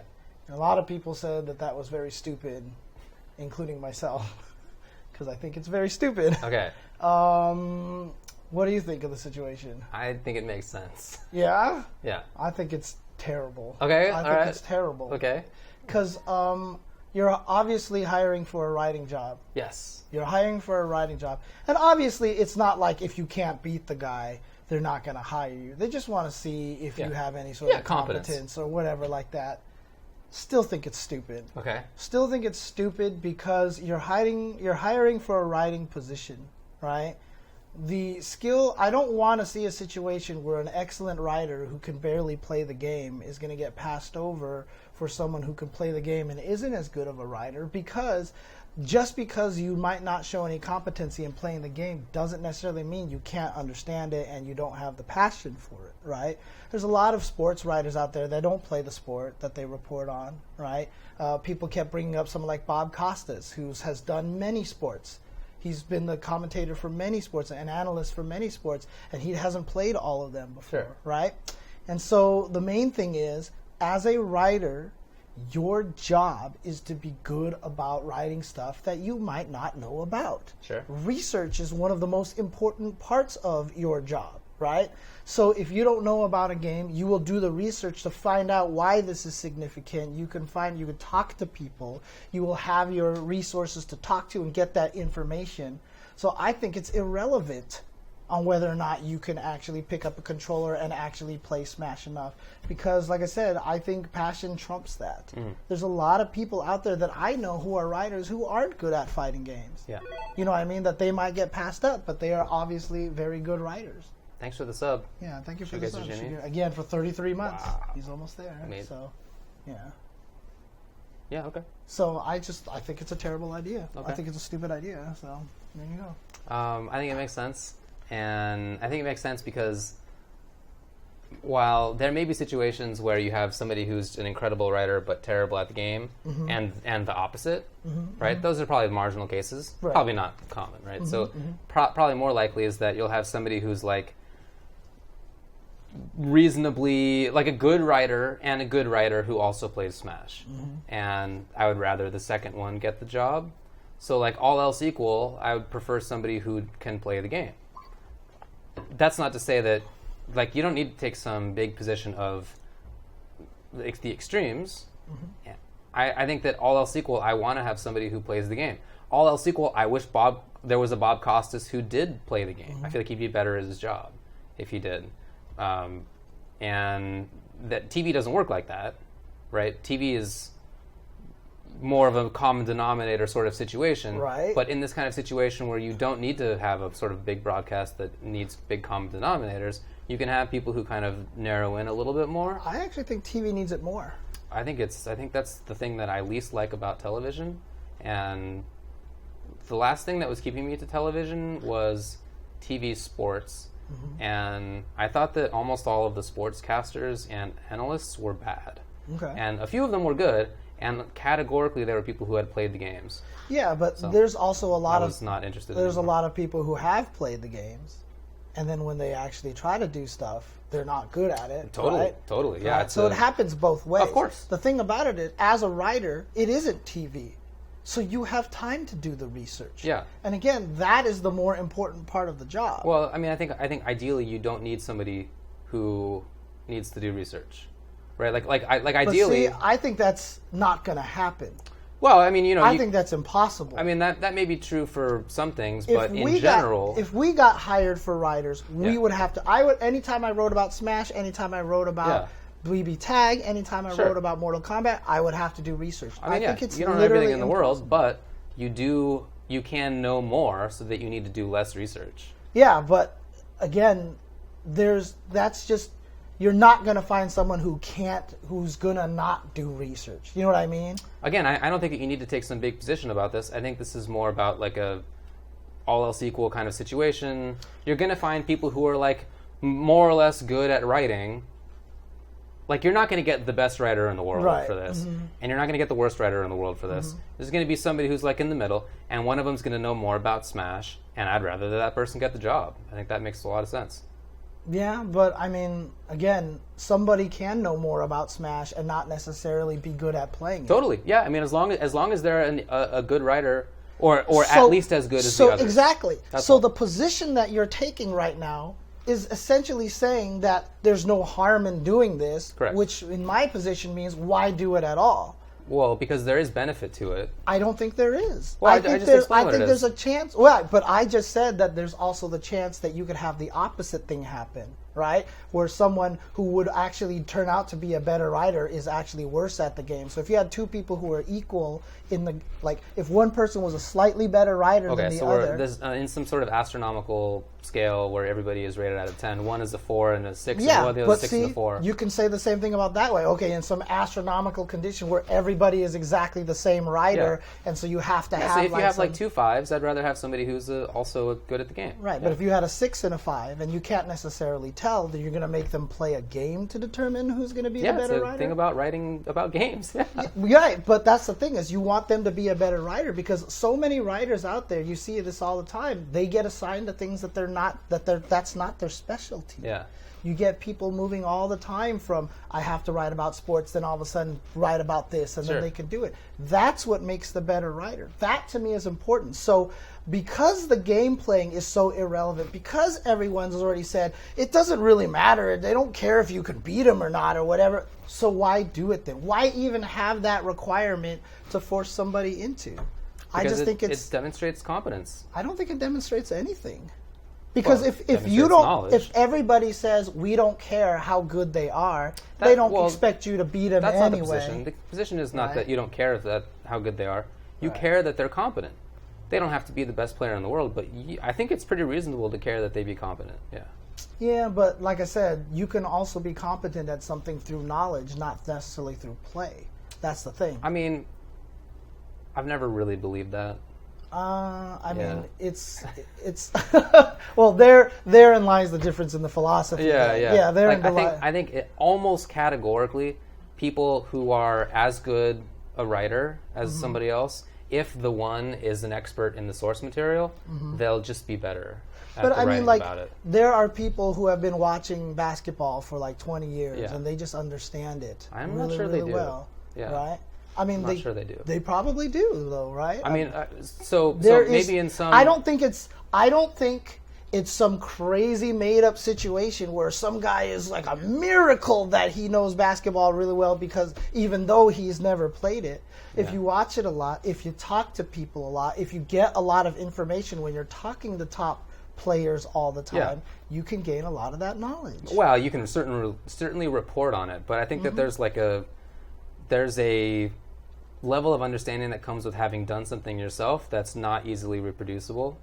And while you can maybe report that, okay, X player says this, I think that's different than being able to report about it from sort of a more personal perspective. Yeah, I don't think that's right though. I think regurgitation is a good way to phrase it. It's not regurgitation though. That's the thing, because the people that you're talking to about it may be able to try to describe something in a way, but can't necessarily put it into words properly, right? And so you're the go-between between that knowledge and then disseminating that knowledge in a very good way. If you're relying on somebody who's played Smash themselves, and even if they could only just show a competency of it, they're probably at the exact same level in order to be able to talk about the game. If what you're asking for, I feel like then you do require someone to beat you in the first to five maybe not set. To beat, but to show that they know what's up. Yeah. Right, and that, I think, is a mistake. I don't think that's the right thing to do. Because people who are good at that, and if that is a major requirement, that doesn't necessarily mean they're good at writing. I think it's irrelevant to the job. Good at writing. Yeah, I think it's completely irrelevant to the job. So I think it's a waste of time to do something like that. I just don't understand how it can be irrelevant. Like I understand that you may not think it's necessary, but it's surely not irrelevant. Right. Right. I mean, it's surely not irrelevant. Like, it has some bearing on whether they can write about Smash. What everybody keeps saying, everybody says the same thing. They probably don't care if you're good. They just care if you're competent. Well, that's not. But then, if you're competent at it, then you have just as little ability to write about the game compared to a pro anyway, right? If you're saying that you really require someone to be very competent at something to be able to write about it, then you need to find an amazing player who also happens to be an amazing writer. The better the player, the better, of course. And and that's even more rare than finding... it is rare. Yeah. Certainly. Than finding an excellent writer who can learn about it and then write about it. So the whole thing about it is maybe it does have some relevance. Maybe it has a tiny bit of relevance, but it's so minute that I just don't think it matters. So. Well, all right. Yeah, I think it matters. Yeah. I think part of why I prefer, for example, watching fighting games, and maybe not just that. Obviously, I like fighting games better than any other game, but I think that fighting game commentary tends to be better. Is that it tends to be rooted in expertise. Almost all of us, like at some stage in our lives, were good players. Whereas if you go to other games, much more commonly, not categorically, there are definitely some people who are top players. Right. Not uncommonly, there would be people who just weren't good and never were and have never... I mean, they've played, obviously, but they're not... They don't know it like that. And I think that comes across pretty clearly. And as the viewer, I don't like it. Yeah, but that's different. Again, commentary is a very different situation because you're required to be able to report on something right there on the spot and describe it right there. And I think that's a very different situation. Well, sir, I mean, for commentators, it's not the same. I would agree. I feel like commentators, you do have to show a little bit of competency about playing in the moment like that because you don't have time for the research. This is a writing position. Yeah. You might actually be able to hire somebody who might not have to report on Smash. At some point in time, you're like, we're short on writers. Can you write about this Street Fighter event here? And in that case, whether they're good at Smash or not is irrelevant. Whether they're an excellent writer, I think, becomes a much more important thing. Well, yeah, it's a writing job, but if you're being hired to write Smash, you should know Smash. Maybe you should also have the ability to research other stuff. That makes sense. That's part of writing. But to be hired as somebody who covers Smash, I think you should know Smash. Yeah, but you could watch a lot of Smash and know Smash really well. Because Event Hubs, by the way, Event Hubs is not writing strategy articles. Yeah. Right? Yeah. No, I mean, there's no place in Event Hubs that is the community and the right. Yeah, sure. Exactly, and you can be a part of that without having to know how to play. But demonstrating knowledge in the game shows that you've been to events and you have probably more connections, and it's a pretty. That's not necessarily true, though. I don't think there's any correlation between those two. For sure, there's correlation. Because if you've played Smash, you don't necessarily go to events. You could be that guy that's just been sitting in your basement all day playing Smash. These guys are not very good. I mean, come on.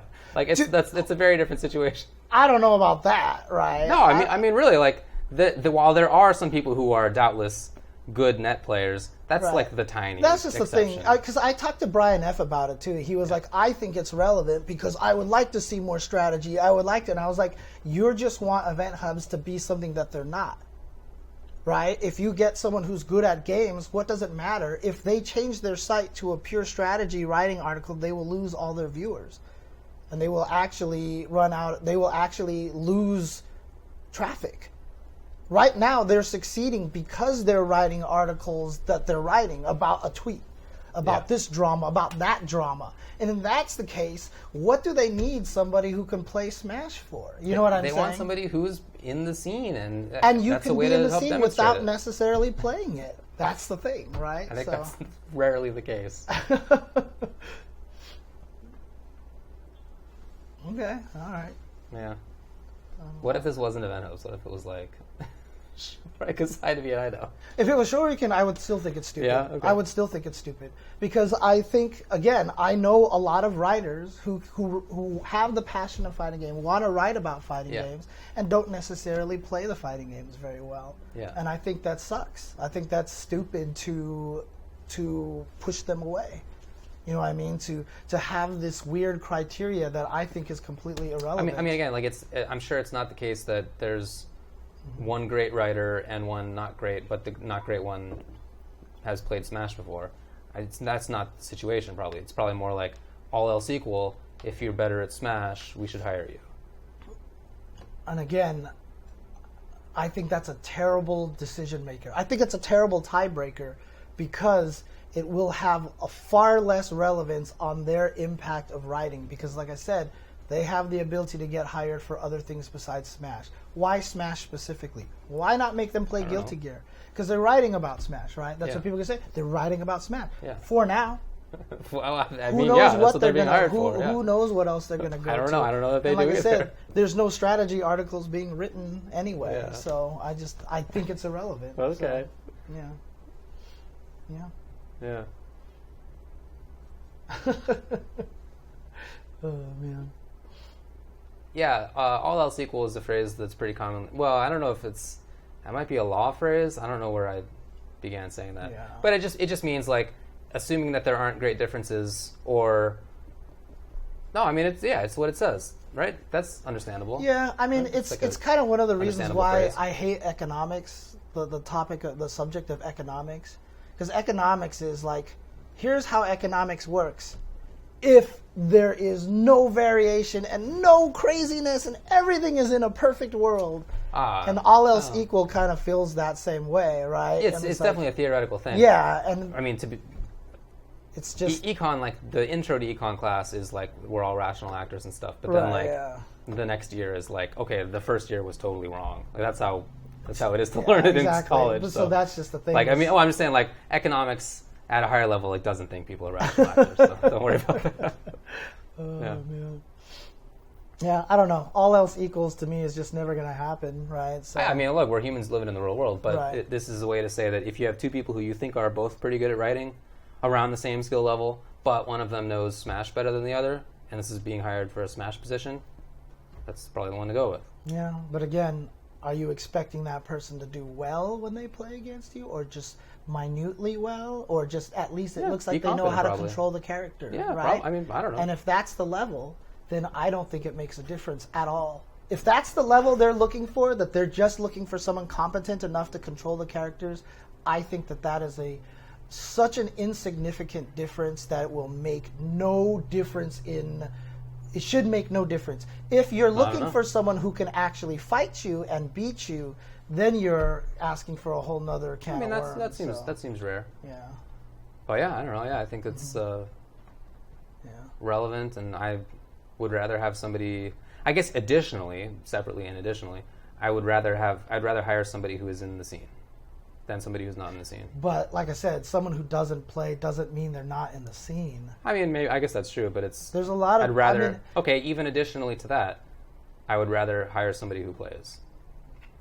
I'd rather. Even if the play quality of that player is just so I want somebody. Better. I want somebody who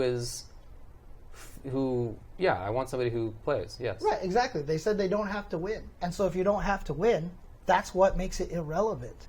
Because you're not looking for someone who's going to beat you. You're looking for someone who can show a minute amount of competence. And at that point, I feel like that difference between someone who doesn't play isn't enough to justify making that the hiring requirement. Because you're still going to have to do the same research to interpret what top players are saying. You're still going to have to do the same research to do all sorts of things to write about the same topic. Being competent at the game is not going to give you that much distinctive an advantage, in my opinion. So, well, I think it gives you some. And like I said, additionally, I also would want to prioritize people who are actively in the scene. Yeah, and I agree with that. And I don't think I think a person who doesn't necessarily know how to play doesn't mean they can't be active in the scene. For example, Arda, who's doing all the stuff for Tetris, is not the greatest Tetris player, but he's helping out with Tetris as much as he can. He's doing a lot of great things for the Tetris scene, right? You can have people who are passionate about a project and be able to contribute without and be part of the scene and a major person in the scene without necessarily having to play. But additionally, like I said, I would prioritize people who do play. Yeah. Yeah. I don't think that's the right decision. I think that's wrong. So, okay. Let's play video games, everybody. All right. Well, yeah, we're definitely going in circles. Anything else to say about this? No, I guess not. Okay. So. Was there anything else? The hardest part about it is a lot of people see me as stubborn because I'm emotional. You remain very calm when you debate because you're a lawyer. I raise my voice or whatever, so now everyone's like, oh, James is whatever, blah, blah, It's blah. all good. I'm not It's mad. super unfair, dude. It's like unfair to talk about, I swear. So. Well.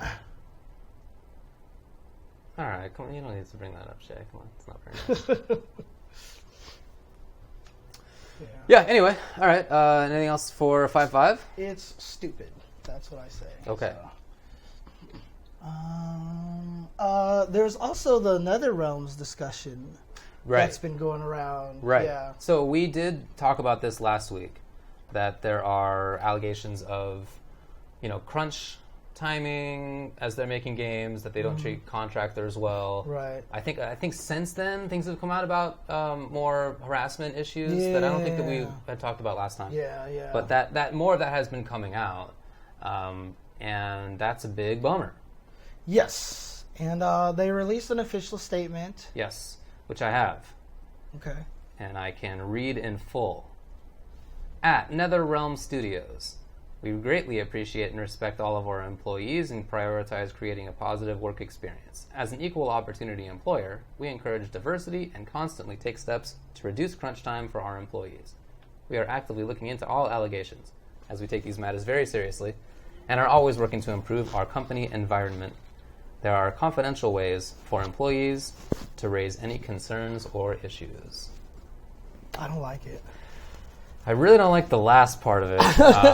There are confidential ways for employees to raise any concerns or issues. That's so the implication is you shouldn't have gone public. You should have gone through our HR department. And when I read about news stories that are like this, where like some company or organization or government doesn't like the whistleblower, they commonly say, hey, we have procedures. You should have gone through HR / whatever the whistleblower protection is. And, in almost all of those cases, somebody will say, I did do that, and nothing happened. And it was ignored. Right. And I don't know what happened here, but I would bet on somebody having reported it. And right. I don't know. But. And the other thing that bothers me the most is that line right there. We are actively looking into all allegations. If what everybody has been talking about is true, they 100% know about the allegations. Sure. There's no way you can't not know about it, especially when that many people have brought it up and stuff like that, right? So to say we are actively looking into the allegations is kind of company speak for saying that we're trying to say everyone's lying. You know what I mean? Because all these people came out and said that. Like, it's a way to deny it without actively saying exactly. And that's what I don't like about that statement. Yeah. So, and then you read the story about everything that's happened there. It doesn't sound good at all. It sounds very unfortunate. So, what an unfortunate story, man. What a bad situation. Yeah. You know, was it yesterday that the walkout at Riot happened? Or something like that, yeah. There's at least like a sort of seemingly developing movement of people in the games industry taking this more seriously. It's been a problem since forever. Red Dead Redemption, they talked about that as well at what's the company again? Take-Two? No. Oh man, GTA. I feel so dumb. Rockstar. But yes, Rockstar. Rockstar. Thank you. Yes. Like, oh my god. So they got screwed as well with no sleep, etc., etc. So. Right. Yeah. And I mean, I remember hearing about that a decade ago. A decade ago, probably. We both knew people who were working there, and I remember talking with some of them about it, and they were really unhappy. And ended up. So you talked to some NRS people before? No, I'm sorry. This is about Rockstar. Oh, Rockstar. Okay. No, just to say that it's this is an ongoing issue throughout the games industry. We talked about last time. That seems like it's just a big part of things. So, I mean, I'm glad that at least things are coming out. And while that's probably frustrating for NRS and the leadership there, I mean, you know, I'm rooting for the people who work there, and I hope that things get better for them. Yeah, and the hardest part about it is, too, I mean, because the article was even saying that there's this attitude that, hey, look how much money all the NRS games make. So obviously they're doing things right. And that's the hardest part, is the bottom dollar is always right. You know what I mean? And so they're going to keep running it that way. And then the other problem is it's the same problem that esports have that the gaming industry has right now, is that video games so far are seen as fun. Right? And, you know, obviously they should be fun, right? Games are about fun and everything. Movies are about fun, blah, blah, blah, blah. But the problem is that makes it so that because we haven't had a generation of kids growing up with video games who are all graduating college right now, there is just this gigantic pool of people who are like, I get to work on Mortal Kombat. Right. I get to try to play Call of Duty to win money. Right. You get this giant pool of people that are doing that. Right. And so what happens is the people who are suffering have no power. I have been told this by a friend that I know who's worked on AAA games. He's basically said, you can't argue for better work conditions. Because if you do, they let you go, and they hire 3 people for less money than they're paying you, because they're contractors, and they're all eager and white and bright-eyed and bushy-tailed coming out of college because they're like, I get to work on Mortal Kombat. And so you have absolutely no bargaining power, no unionizing power, and so you're basically kind of hosed. And like I said, I think that's just because the industry is still so brand new. Right. Right? I mean, literally, video games are as old as my brother. Right. Right? And so that just means this is like the first generation of these kids coming out of college. And because there's not enough stories about the working conditions, they go there, they think it's normal. They talk to everybody else who's there, and they create the bro culture there, so they latch onto... Like, I always wonder if I was there, you know, if I would have said something. Right? Yeah, hard to know. But the thing about it is, I can tell you, I've had a situation where I had one person who was very sexist at my company tell a gay person at my company, they were arguing about something, and he was like, do you want me to, like, be nice to you and compliment you and stuff like I do to all the other girls? Oh, gosh. And I didn't say anything. Okay. And so, like, I feel like, yeah, if I was in that situation at these game companies, I probably wouldn't have said it. I mean, that was like 15 years ago, right? Yeah, it's 15 years ago. But like nowadays, I probably would have just stood up and been like, "What the?" I imagine you would. Yeah. I hope I would. Yeah. But I don't know, because that's the I'm great. I'm this great human being. No, I hear you. But if I was there, would I have been like, "Oh I hear my you. God, it's tough." Yeah. You know what I mean? So you don't know.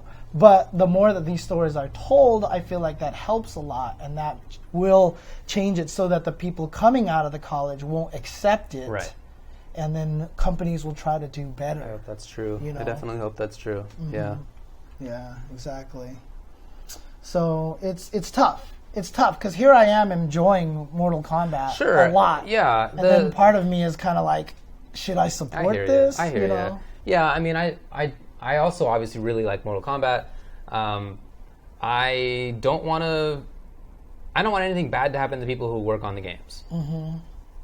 Right? I mean, so when it comes to supporting something like a boycott or whatever, I feel like I can't really do that. Not just because I really enjoy the game, although honestly I really do. It's also that I know people who work at the company and at Riot and at Rockstar and whatever. I know people who work at these places, and I don't want to financially hurt them. It's not, you're not hurting the people who are at the top until deep into a boycott. That's not something that they are not taking money from their own pocketbooks first. They're taking it from the lower level employees to the extent that they can. So how do you convince a company though that you're willing to wait 4 years to make Injustice 3 to make your millions of dollars? You know what I mean? That's the thing, is they want it now. They want Injustice 3 in 2 years, you know, so they can make millions and millions of dollars again, right? And again, I don't think, Paul B., I don't think that's fair to put the blame on the employees. I really don't.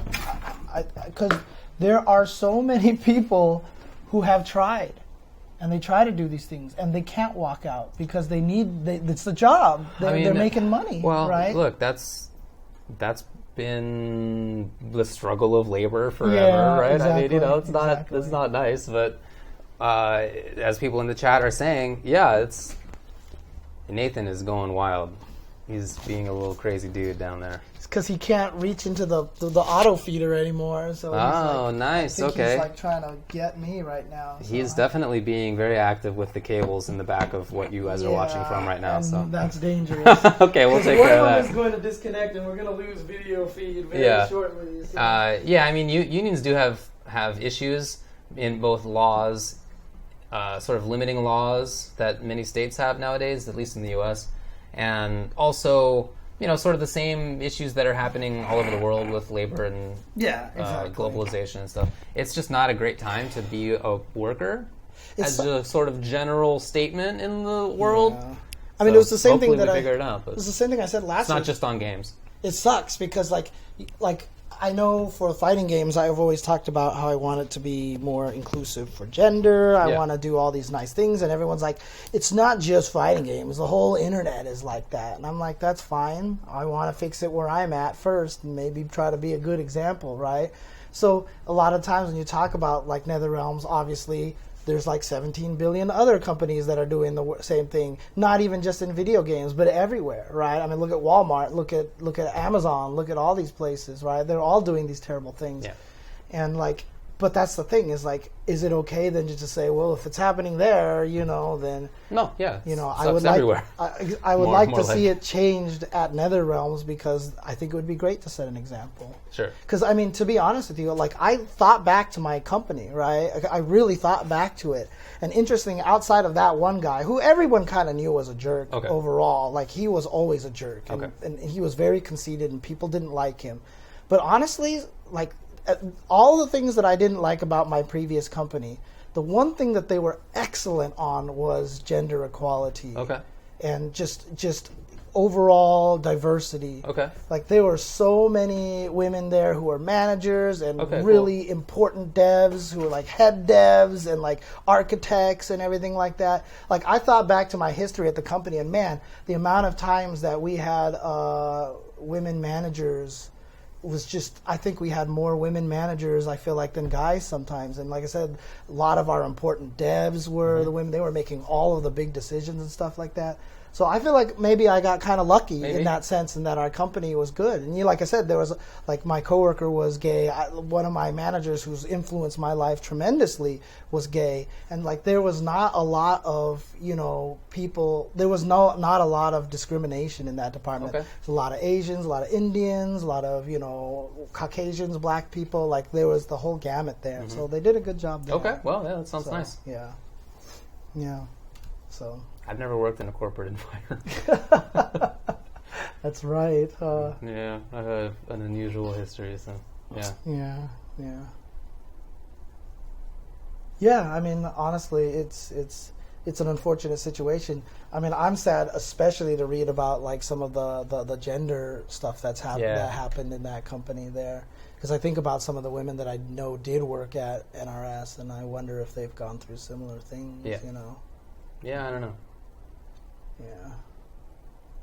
But again, how do you fix this? Like, how do you change this? Basically, I think that we have to wait for capitalism to die and for robo-communism to take over. For Marx to have been proven right all along that capitalism will eat itself. Oh, man. Because once we get to a certain level of efficiency in the economy and all the menial labor is being done by robots, there will be nothing to base any monetary system on anymore. There's no scarcity left. And so the entire labor system will collapse, and so will capitalism. And as a result, we'll get robotic-based communism. Robo-communism. Now we know why the principal got changed into a robot named Helmet. He's running the school as a robot. Oh my God.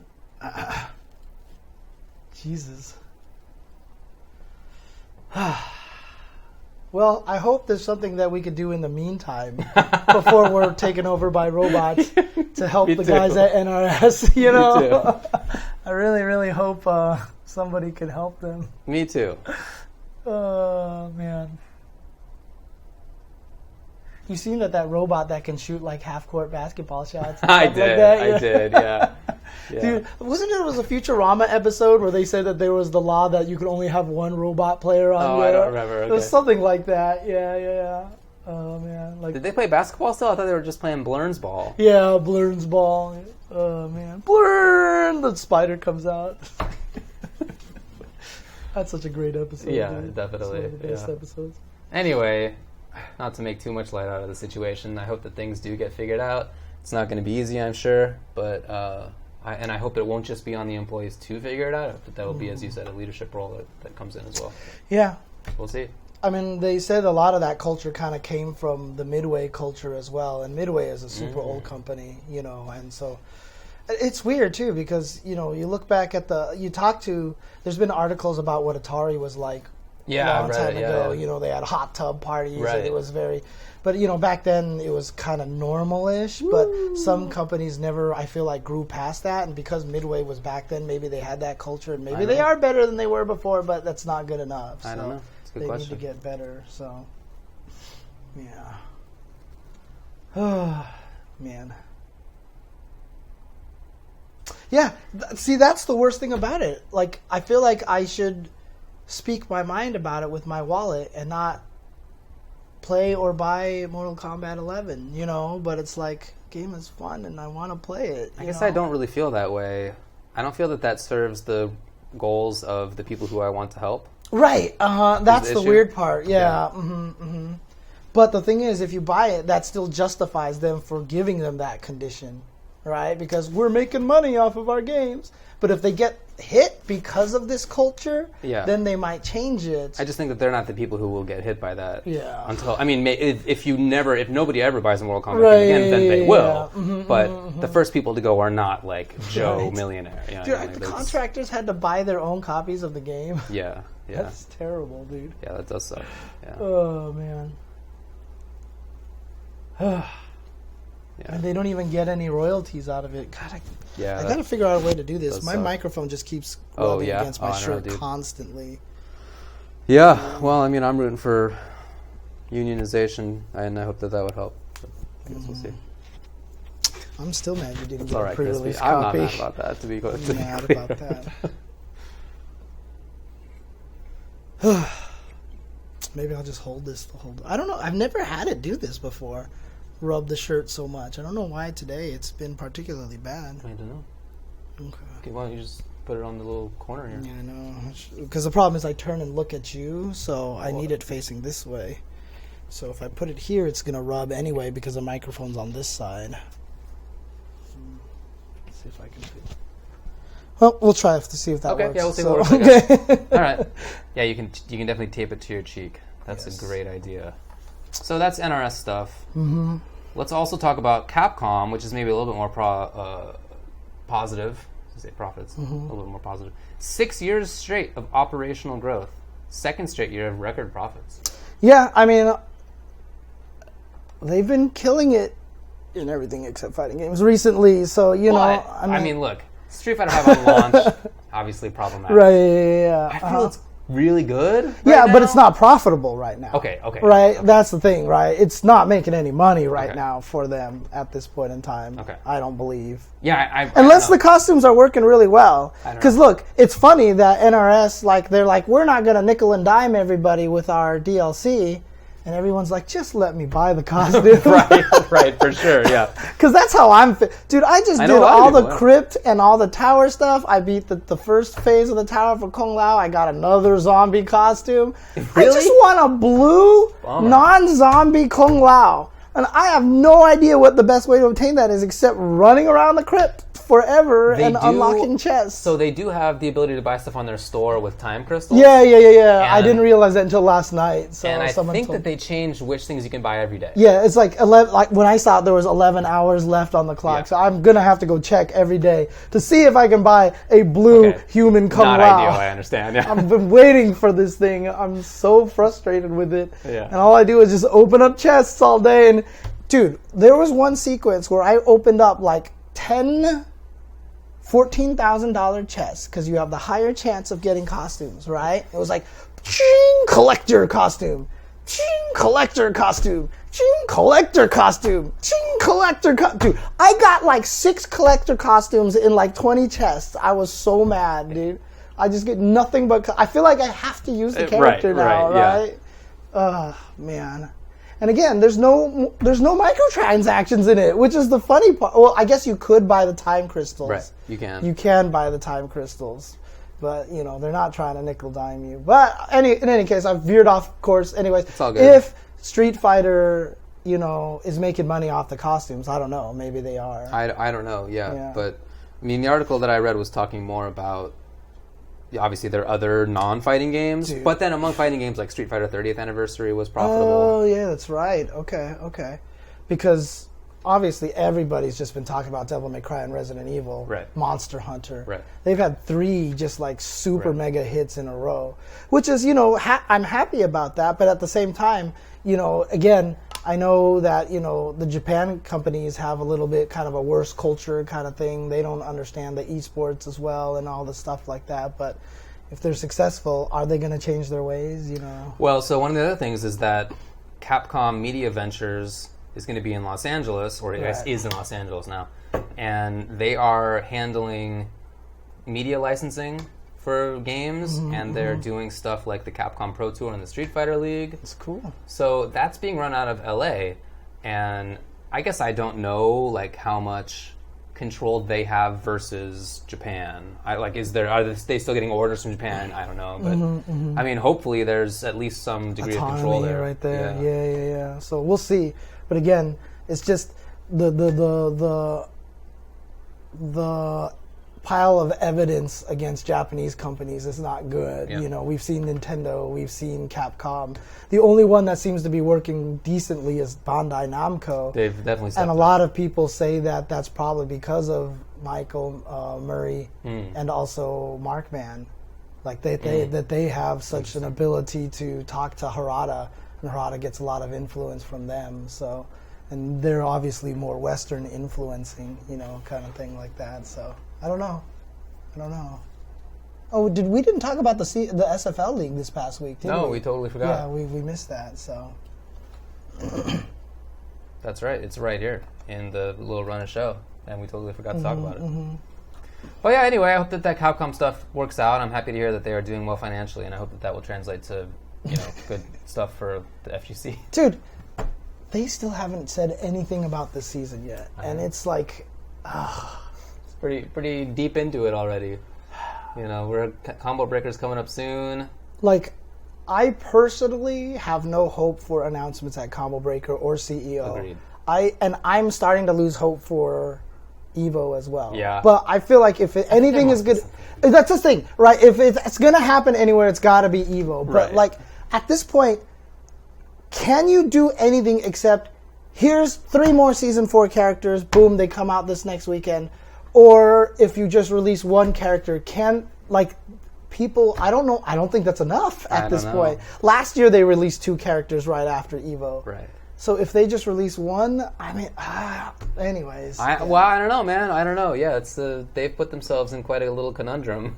Have they actually guaranteed something at EVO, or are you just saying, Crispy, that you're pretty sure there's gotta be, right? That's what it is. Yeah, I don't think that's how I kind of have felt about Final Round at first, But well, I hear you. Yeah, I think it's. Oh man, yeah. You know what they should call it? You know what they should call him? They should actually call him Cage, right? Dude, that would be amazing. Just CAGE, because then he'd be the Johnny Cage and he's Evil Ken. Yeah. That would be hilarious, dude. I think that'd be great. Anyway, so Oro will be announced at EVO. Oro. I just want Honda and Shodown, dude. That's all I want.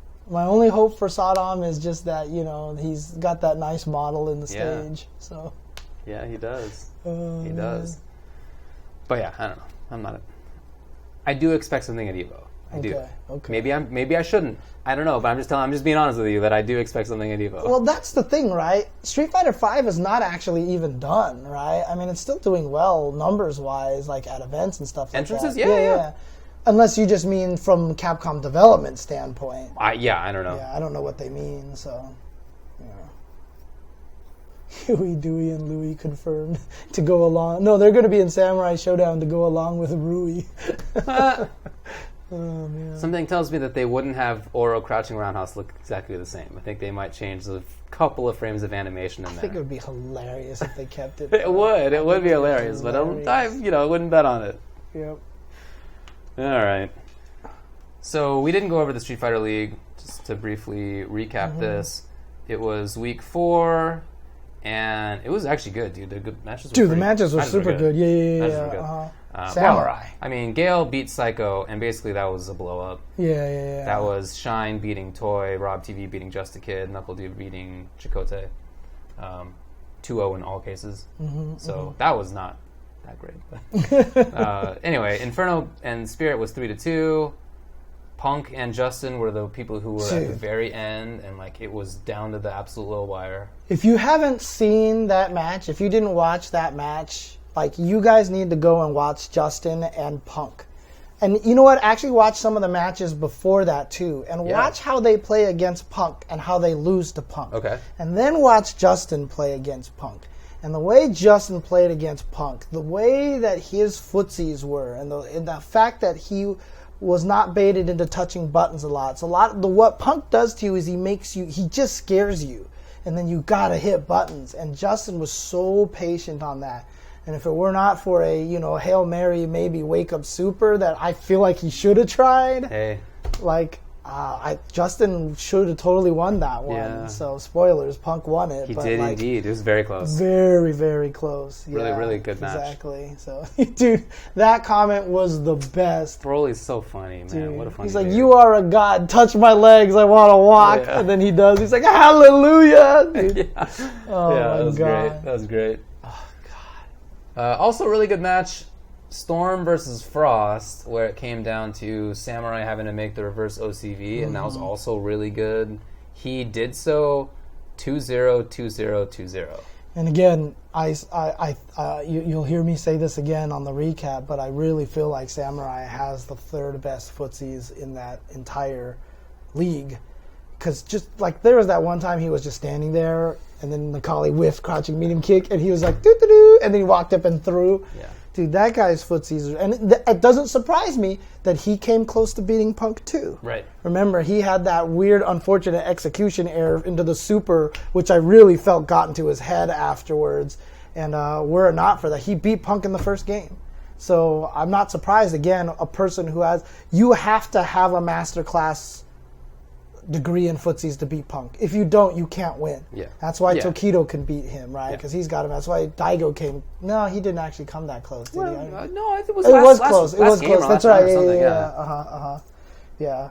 It's weird. Yeah, I mean, the band stuff, I feel bad for Idom and JB and Toy and all those guys like that. No, I mean, we've had criticism of that, for sure. It created some interesting things. The Nephews G last week was really interesting, but there has been some good that's come out of it, but I don't think that good would have outweighed the good had we actually been able to see Idom at full strength and stuff like that. Like it is kind of interesting to see Just a Kid and Chakotay have to be the 2 members on their team because Toys Bison's always banned. And it's kind of interesting to watch Idom not be in the game, so Classico and Samurai have to be the 2 people.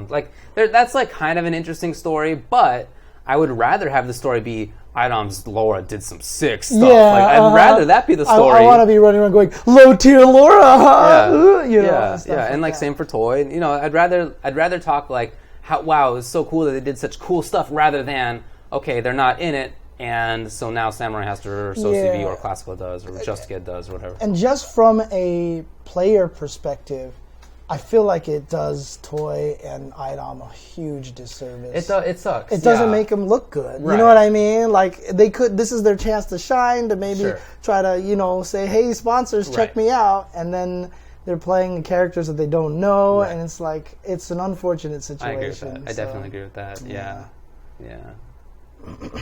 Let Shine play Ibuki. Oh, man. Yeah, well, all right. There's the SFL. That was week number 4.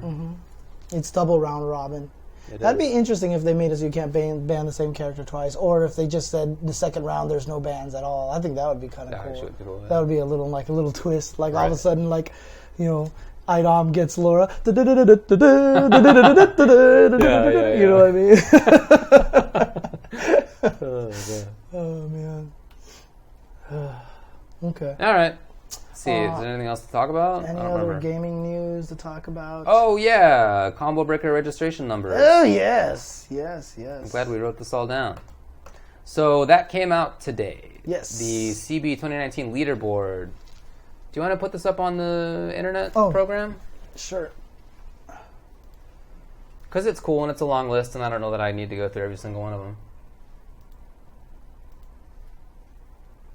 But it's cool. It's cool. By the way, I am curious. On the Combo Breaker Smash GG, it says that there are over 3,000 entrants. Does that mean 3,000 humans are entering, or does that mean that there are 3,000 entrances? Oh, that's a good question. Curly. Someone would just have to go... Curly, let me know. Oh, that's right. Is Curly in the chat right now? I saw him earlier. Okay. So maybe he'll let us know. 3,000 competitors plus spectators. Okay, so it's humans. Okay. So it's humans. Okay, not necessarily just people playing. Oh, but that's awesome. That's still good. Oh, that's I think that's great. Amazing. Yeah, exactly. I think that's really cool. That's not a problem at all. What's going on here? I'm just trying to get it to drop behind the border here. God, where is it? Why is it not dropped behind the border yet? You can start talking about it, dude. Alrighty. So you can see number 1 right there is MK11. You want to just cut down the half of it that doesn't have any words in it? Well, the thing about it is because it's wide. If I cut out the part, oh, you mean just so we're in the only ones on the screen, basically? Yeah, just put it between us. Okay, sure. Anyway, it doesn't matter too much. Okay. MK11 is number 1, and by a really big margin. That's a huge margin. Look at it. Yeah. It's 150. It's the start of the tour. It's a huge margin. Yeah, it's the start of the tour, so people are going to be excited about it. So, for sure, it's not a surprise to see that kind of numbers for it at all. Yeah. So I guess I am a little surprised. Oh, really? Yeah.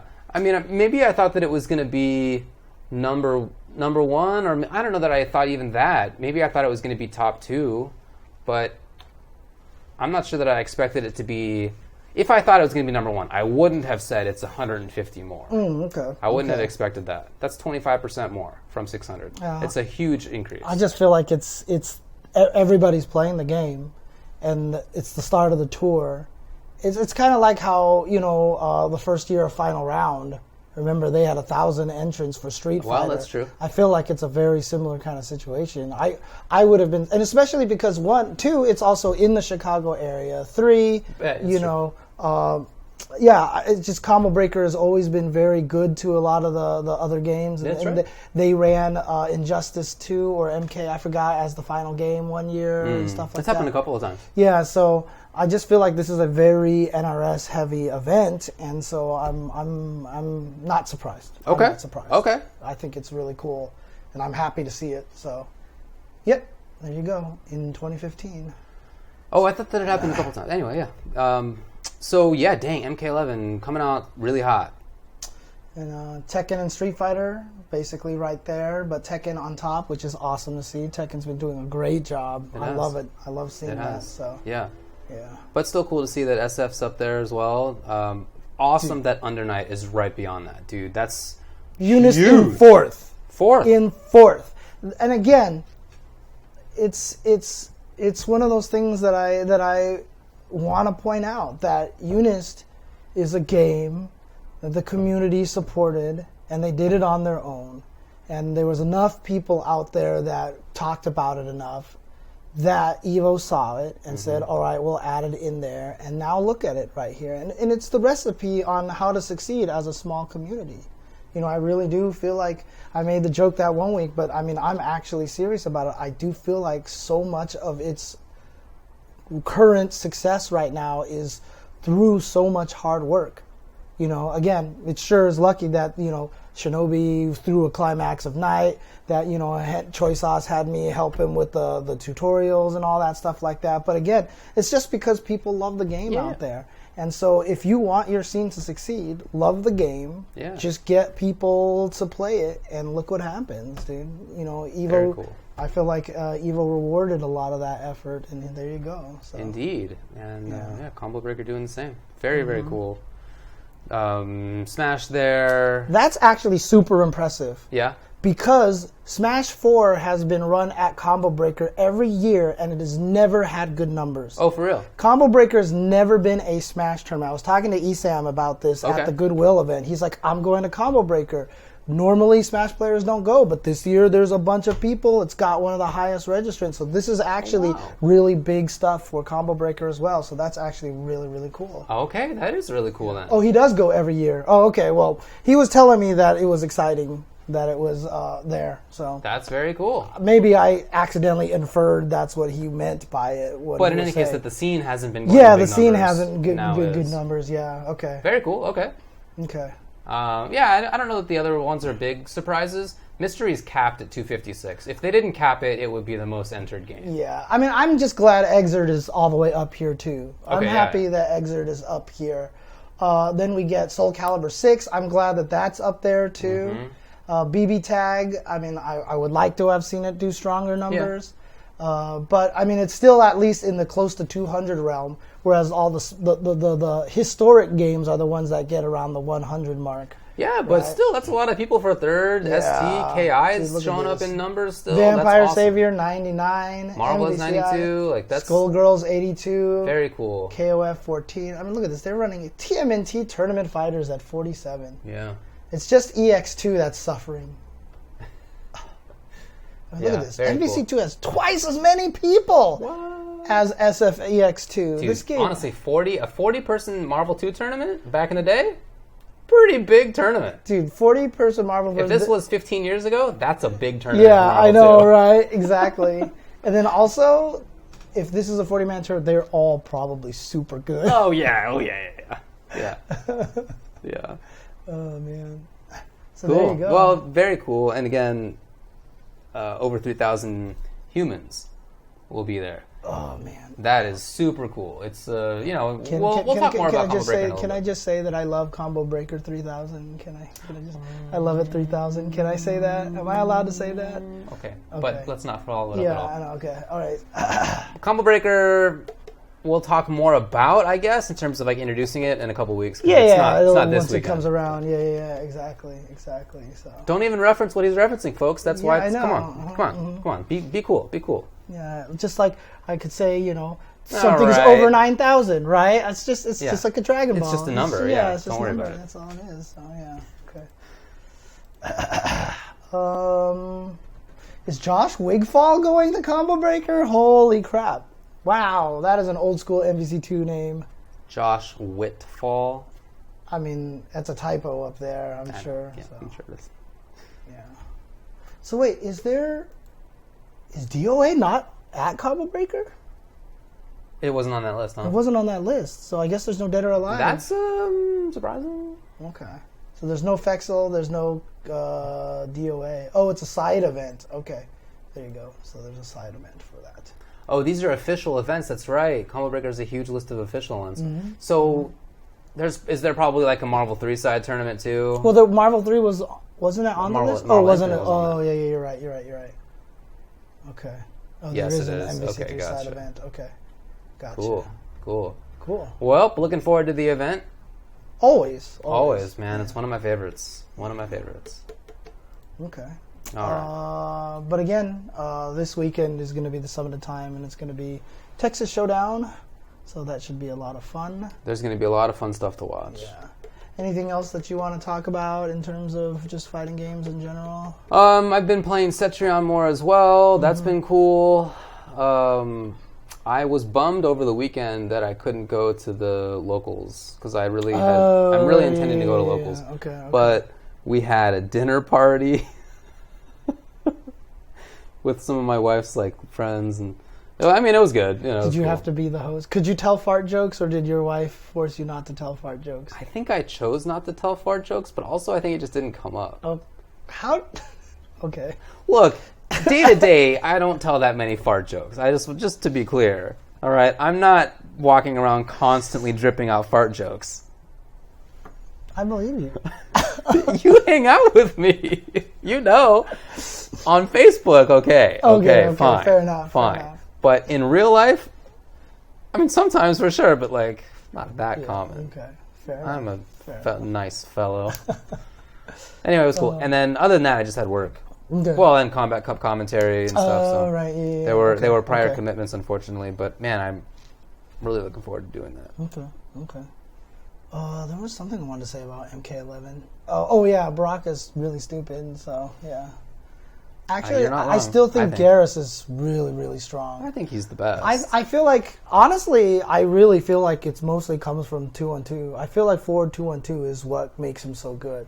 Because it is half screen traveling, completely safe on block. Yeah. One of the only strings that isn't a 1-1 something that is cancelable on the last hit.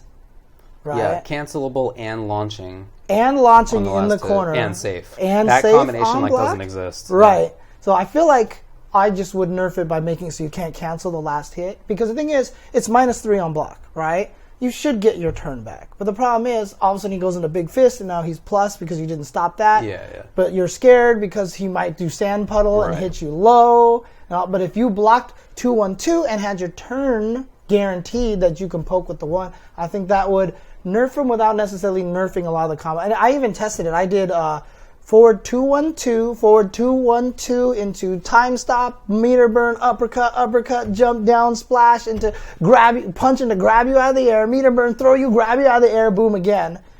And then I did that exact same combo with 2-1-2, then 2-1 cancel, and I only lost 10 damage. So it outside of that, the entire combo still worked. He still did 340 damage instead of 350 damage. So I just don't think it would hurt him that badly. It would just make it so that string isn't super good. So I think I mean I see your point that's very good for sure, dude. But I just think that he has every tool, right? He also has a low crushing blow that he aims that hits everywhere on screen. That does 31% on counter hit, and you only use it on counter hit. Well, not only, but you can react to some fireballs by doing it and counter hitting. Or punishing, whatever. That's a huge threat. He has one of the best jump attacks in the game, and the jump splash. He has is good damage in corner carry. Is super good because his regular grab is great. The mix-ups afterward are super strong. Right. Even after he grabs you the sand splash, he's in the perfect position for Oki again. So yes, he just has all the tools. Right. So I agree with Shay. Don't patch it yet. I don't want to patch it now, but I'm just saying we know Garrus is going to get hit at some point Probably in time. So. And the thing is, what I don't think a lot of people won't see the 2-1-2 as the problem, in my opinion, where I actually think that's the source of a lot of the problems because his offense is endless. Because after you block 2-1-2, he steals so many turns by doing 2-1-2 nothing, 2-1-2, right? So I thought that was a good way to nerf him without killing him, because a lot of people are going to be like, take this away from him. Dude, you're right. You know what I mean? Whatever nerfs do eventually come, I really hope that they're light. But what I also want is, so I feel that Infinite Warden Garrus, the not command grab one, is the problem. And that the other one is one of the best characters in the game, but not like the problem. And I feel that the biggest difference is his sand puddle. I feel like the sand puddle is what is needed of nerfs, because forward 2-1-2 is super good, definitely point taken, and that also exists for command grab Garrus. Yeah. But I don't want to nerf command grab Garrus, and nerfing forward 2-1-2 would nerf command grab Garrus as well. I see what you're saying. Because it's just a nerf to Garrus. Yeah. But if you nerf the down back one puddle in Infinite Warden, then he's not such a terror at full screen, and you can at least zone him out, or the mix up between 1-1-1 the overhead or 1-1-1 the low, maybe that can be less threatening, right? Something like that. I don't know, but whatever nerfs eventually come, I hope that they're not major. Yeah, exactly. And you know what? Injustice 2 kind of showed that they weren't doing that, which is kind of good. Yeah, so. I expect it to not be major. And, if you look at the tournament results so far, everybody's talking about Garrus. I'm going to put this on Twitter. But the people the characters who have won tournaments so far are like Baraka, Noob, Jackie, Aaron, Johnny won a tournament, Liu Kang won a tournament. Like, it's not actually that Garrus is dominating. Right, yeah. So. I mean, that's standard fighting game situation, right? I mean, that doesn't necessarily mean that they're not good or that of course, yeah, of course. But they're not the terror that everybody makes it out to be quite yet. At least we'll see. I don't think it's even true that the toppest of top players aren't using him. Like, a lot of them are using him. Forever King did use Garrus in the tournament, and Ninja Killa beat him with Liu Kang. What happens with top tier characters, and it's going to sound weird, because then it makes it sound like they aren't top tier. But the reason why top tier characters have trouble winning is because everybody plays them constantly. You have so much experience against Garrus. You know what I mean? You have so much experience against Vanilla Sagat because you had to fight him like 7,000 times. Right. I mean, obviously, Yun in the first version of Arcade Edition was so overpowered that didn't matter because he won anyway. But like, in those situations where the character is not like, I'm broken overpowered, like I'm just better than everybody else, I have no bad matchups kind of broken character, then that means everybody knows how to fight him. So everyone you run into is not going to get hit by a surprise if they've studied the game. You know what I mean? Whereas I don't know how many games I've won with Cammy because the people just had no idea what the hell she does, right? You mean Super Turbo Cammy? Yeah, Super Turbo Cammy. Yeah. Not. Because I'm not winning with Cammy in Street Fighter 5, okay? Let's just put it that way. So, that's just the thing. So that's the reason why the top tier doesn't necessarily win. But then you get someone like Vega in Super Turbo who is broken, and then you get someone like Mao who is broken himself, and then the character's just dumb. Right. So, although TMF has said, he's like, I can beat him. He's nothing. Oh, yeah? Because he double eliminated him in a recent tournament. Really? Yeah, with Zangief. With Zangief against Vega. Yeah, TMF Horrible is dumb. matchup. TMF is... He's something else. I don't even know what you do in that match. I saw Silent Scope, like he posted on Facebook. He was like, James, I just played TMF a bunch. We may have to reevaluate the Cammy versus Zangief match. And I was like, look, I've never believed that it was anything better than 6-4 for Cammy. Like, I don't think that sounds right to me. Yeah, 6-4. I think that's about right. So, yeah, an advantage, but it's not a horrible blow up. Yeah. Garrus also, I feel like, is easier than Sonya. So I agree with that. Yeah. Yes, for sure. But on top of that, I feel that while Sonya is definitely good, she has obvious risk reward. Like when she does her overhead, so she has a high into the overhead or low, and the overhead part of it is going to be unsafe, right? And the low doesn't result in much damage. Right. So there's an obvious, okay, here's the reward. It makes total sense. Right. And I mean, even when she's really good, but I feel like not wild. I was testing Cetrion. She has the string that goes into the mid, low, into the teleport drill thing that she does. That's an overhead. Yeah. But then you can cancel into it a low. Yeah. One's 19 frames. The other's 21 frames, I think. So you can't option select the block. And so, but the thing is, they're both punishable. Wait, what's the low?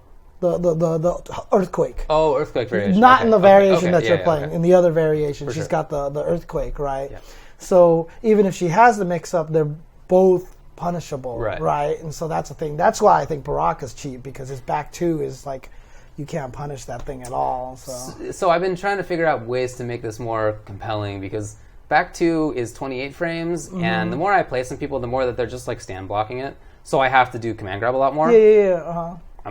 I enjoy that. Okay, but at the same time, I was trying to find a faster overhead, so I started to do the instant air or the universal overheads. Oh, okay. But it turns out that that's minus 12 to minus 9. Minus 9 if you max space it. And also that there's 14 frames before the attack comes out. So it's actually like a 23 frame overhead. I just use which is fast, but it's not as, I just pester them with back 4 a lot because then that forces them to low block a lot of the time. So then I overhead. 100% agree. Yeah. 100%. That's what I do too. I think it's super good.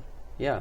Yeah, if anything, I feel like my mix-up up close is more about the lower command grab than it is overhead. Yeah. I think so too. But dude, that character, so good. We'll see. I think he's cook everybody. So. Look, I wouldn't be too surprised. While I think Baraka is very good, I mean, I'm open to him not being as good as I think he is, but I feel like I don't know why that would be. Yeah. Right? Like I'm not sure why he wouldn't be, but maybe. I mean, again, I'm gonna do the same thing that I always do, right? I mean, I'm just gonna say that I think he's too good because I'm winning with him, right? And I haven't been doing that well with any other characters. Yeah, so, but he is a strong character for sure. Yeah. But yeah. The only way that I would nerf Baraka, to be honest with you, is maybe make it so back 2 doesn't hit out of the air quite as cleanly as it does. I'm using it specifically to anti-air. Are you serious? Yeah. I'm specifically using it to anti-air at half screen. Yeah. It's true, Stickman. That's actually very true. Baraka is definitely a scrub killer. Oh, yeah. He's definitely a look, he's an obvious character. Like, you knew how to play him the first game you used him. Yeah. He's, like, very obvious.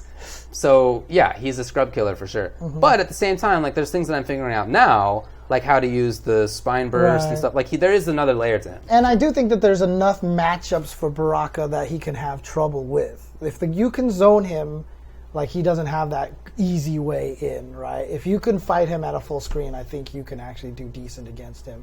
So I think Cetrion might do well against him. Garrus is actually, I don't think, not terrible because he can fight from full screen a little bit. Yeah. You Yeah, against Garrus, I mean, everybody against Garrus has to worry when they're walking because at any point a sand puddle could appear. Like I said, I had trouble against the Jade player because her range she actually outranged me. And, when she does the little spinny thing, you can block that, but that's that or overhead, right? So you got to guess that. That's a guess.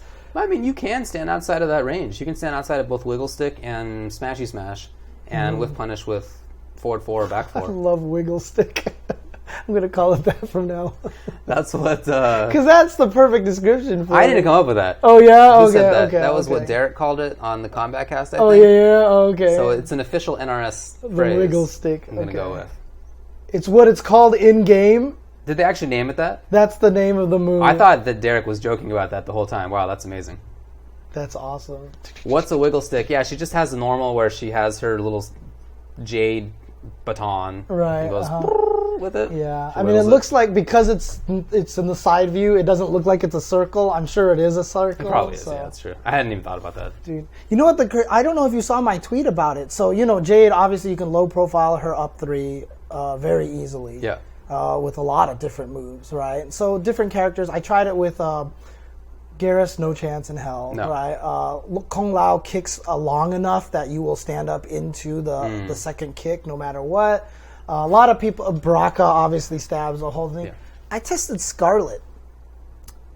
She's a weird one. What does hers look like? I can't picture it. It's very similar to Jade. Very, very similar to Jade. She just does the swinging mid. Isn't it bigger range, though? It has a little bit further horizontal range. Now, here's the weird part. I tested it. So I knocked her down, I got up, and she did the attack, and I low profiled it easy with my button. I was like, that was awesome. Somehow I switched sides, and then I couldn't low profile it anymore. And I was like, what is happening? You switched sides? Yeah. And what it actually turns out is that if you're on the first player side and her chest is facing forward, you can low profile it. If her chest is facing the back, you cannot low profile it. If you're on the other side, if her back is facing you, you can low profile it. If her front is forward, you can't low profile it. So do your chests have to be facing each other? No, it doesn't matter what you're doing. Not even it has no matter what you're doing. You can switch your stances all you want. It's just if she's facing right and her chest is forward, if she's facing left, her back has to be facing forward. because there's just something about the way it swings that when it's the other way, dude, it's weird. And like I said, it has nothing to do with open and closed stance. Right. It's just Scarlet. Right. Like, I can switch myself all I want, and it makes no difference. It's just Scarlet the way it works. Yeah. What's that? I mean, if other people talked about it, I would. Yeah, I would talk about it if I had an interest in Mortal Kombat. No, Sir Serpus just trying to troll me right now. Yeah. I would absolutely talk about it. I get excited about talking about these things because I just like testing things. Yeah, that's fun. It's right? I mean, I agree with that. There's been so many games that I've labbed so much without actually playing the game. Yeah, I mean, my number of play hours in Marvel Infinite compared to number of hours in training mode was, minuscule. Oh yeah. So I played training mode so much more than I played against people. Yeah, for sure. Next character I'm gonna try is Noob Saibot. Oh, okay. Next one's the Snoop Saibot. Okay. So. Which variation? I'm going to go with the bad variation. Okay. So, yeah, I'm going to try the bad variation. The one with the ball that sucks, whatever? The one that he doesn't get the meter burn off of the teleport throw. Right, okay. The one that he has the unblockable meter draining thing. That's what I'm talking about, And the low slide. Yeah. And the low slide, yeah. It's clearly worse. Okay. But it just seems so much more interesting to me, I just want to trade fireballs with somebody when they're throwing a fireball, and then all of a sudden they have no meter. That sounds cool, and I'm like, you can't escape my jungle combos anymore. I mean, you probably combo into that, right? No, I haven't. Well, if there is, I haven't found a way yet. Yeah. I have launched them super high in the air, like punched them out of the air, like super high cancel into it, and it's like... Wow. Okay. Dang. Yeah, I have not been able to. Maybe there is a way to do it. I don't know. Wait, it's unblockable, right? Yeah, it is unblockable. Can you do it as a meaty? Oh, like one of those... Can you do like launch, cancel, and then it comes as they're there? Oh, yeah, like the fuzzy guard thing, maybe? That they can't crouch it? Oh, yeah, they could just crouch. Yeah, it's a high still. Yeah, it's a high. It's still a high. Oh, okay. I don't know that. Yeah, I think that would be sick. But, yeah, I mean, Kitana, maybe I'll get around to trying her at some point. I probably would... I don't know. I feel like I want to just try Sub-Zero because I think that character's kind of derpy too. So I just kind of want to play him and figure out what his weaknesses are and stuff like that. The unblockable's negative on hit. That's awesome. But yeah, I think it's clearly the worst. So speaking of Sub, Goichi is picking up Mortal Kombat and he's playing Sub-Zero. Who was it? Who was it that went to KSB that brought the copy for him? I think it might have been Super Noon. Oh, really? I think Super Noon had a tweet. He was like, I brought Mortal Kombat for him because they can't buy it over there. Right, so, right. Oh, dude, okay. Uh-huh. Wow. You think Goichi just wants to keep the rivalry? I mean, if that's the case... Hey. More power to go than good on Goichi. Because then Goichi would be like... You break my record. Yes, now I break you. So cool. Like I break your friend, That'd be so cool if he came in and he was like, Sonic Fox, look. If he turned out to be like the greatest katana player. Well, I mean, who would be surprised, right? If Goichi came in and was like, hey, by the way, I'm also the best in Mortal Kombat. Nobody would be surprised. I wouldn't be. I didn't see the video from Hook. What happened? So did he already? He did sign up for MK, yeah. Oh, dang. That's awesome. Oh, man. I mean, that's just what you gotta do. So I was watching Goichi's stream. Oh, you did? Okay. Just briefly, but when I happened to dip into his stream, he beat some kid on Mortal Kombat, and I guess he must have been playing people in North America or whatever, because he was playing somebody who was speaking English over the phone. Oh, okay. And it was definitely just the idiot who loses and is... Just, you suck, you're terrible, whatever, stupid kids. Yeah. It was hilarious that he was getting... Vi put one out like that too. He has a video like that too of another person on the mic. He was just like, as soon as I know, I'm gonna wash everybody or something like that. He's like, I'm gonna be the best. Yeah. And he was using Cabal and just throwing air blades all day and stuff like that. So. Tisk. Come on, everybody. Yeah. I mean, it was really... That was a very PG version, yes it was. He actually gave Vi That's trouble. why I stopped talking, because I didn't know how else to continue to translate what the guy said without getting a little bit racy. Like, the guy actually gave Vi trouble at first, and then Vi eventually just out-fundamentaled him in the end, but, it was just that makes sense.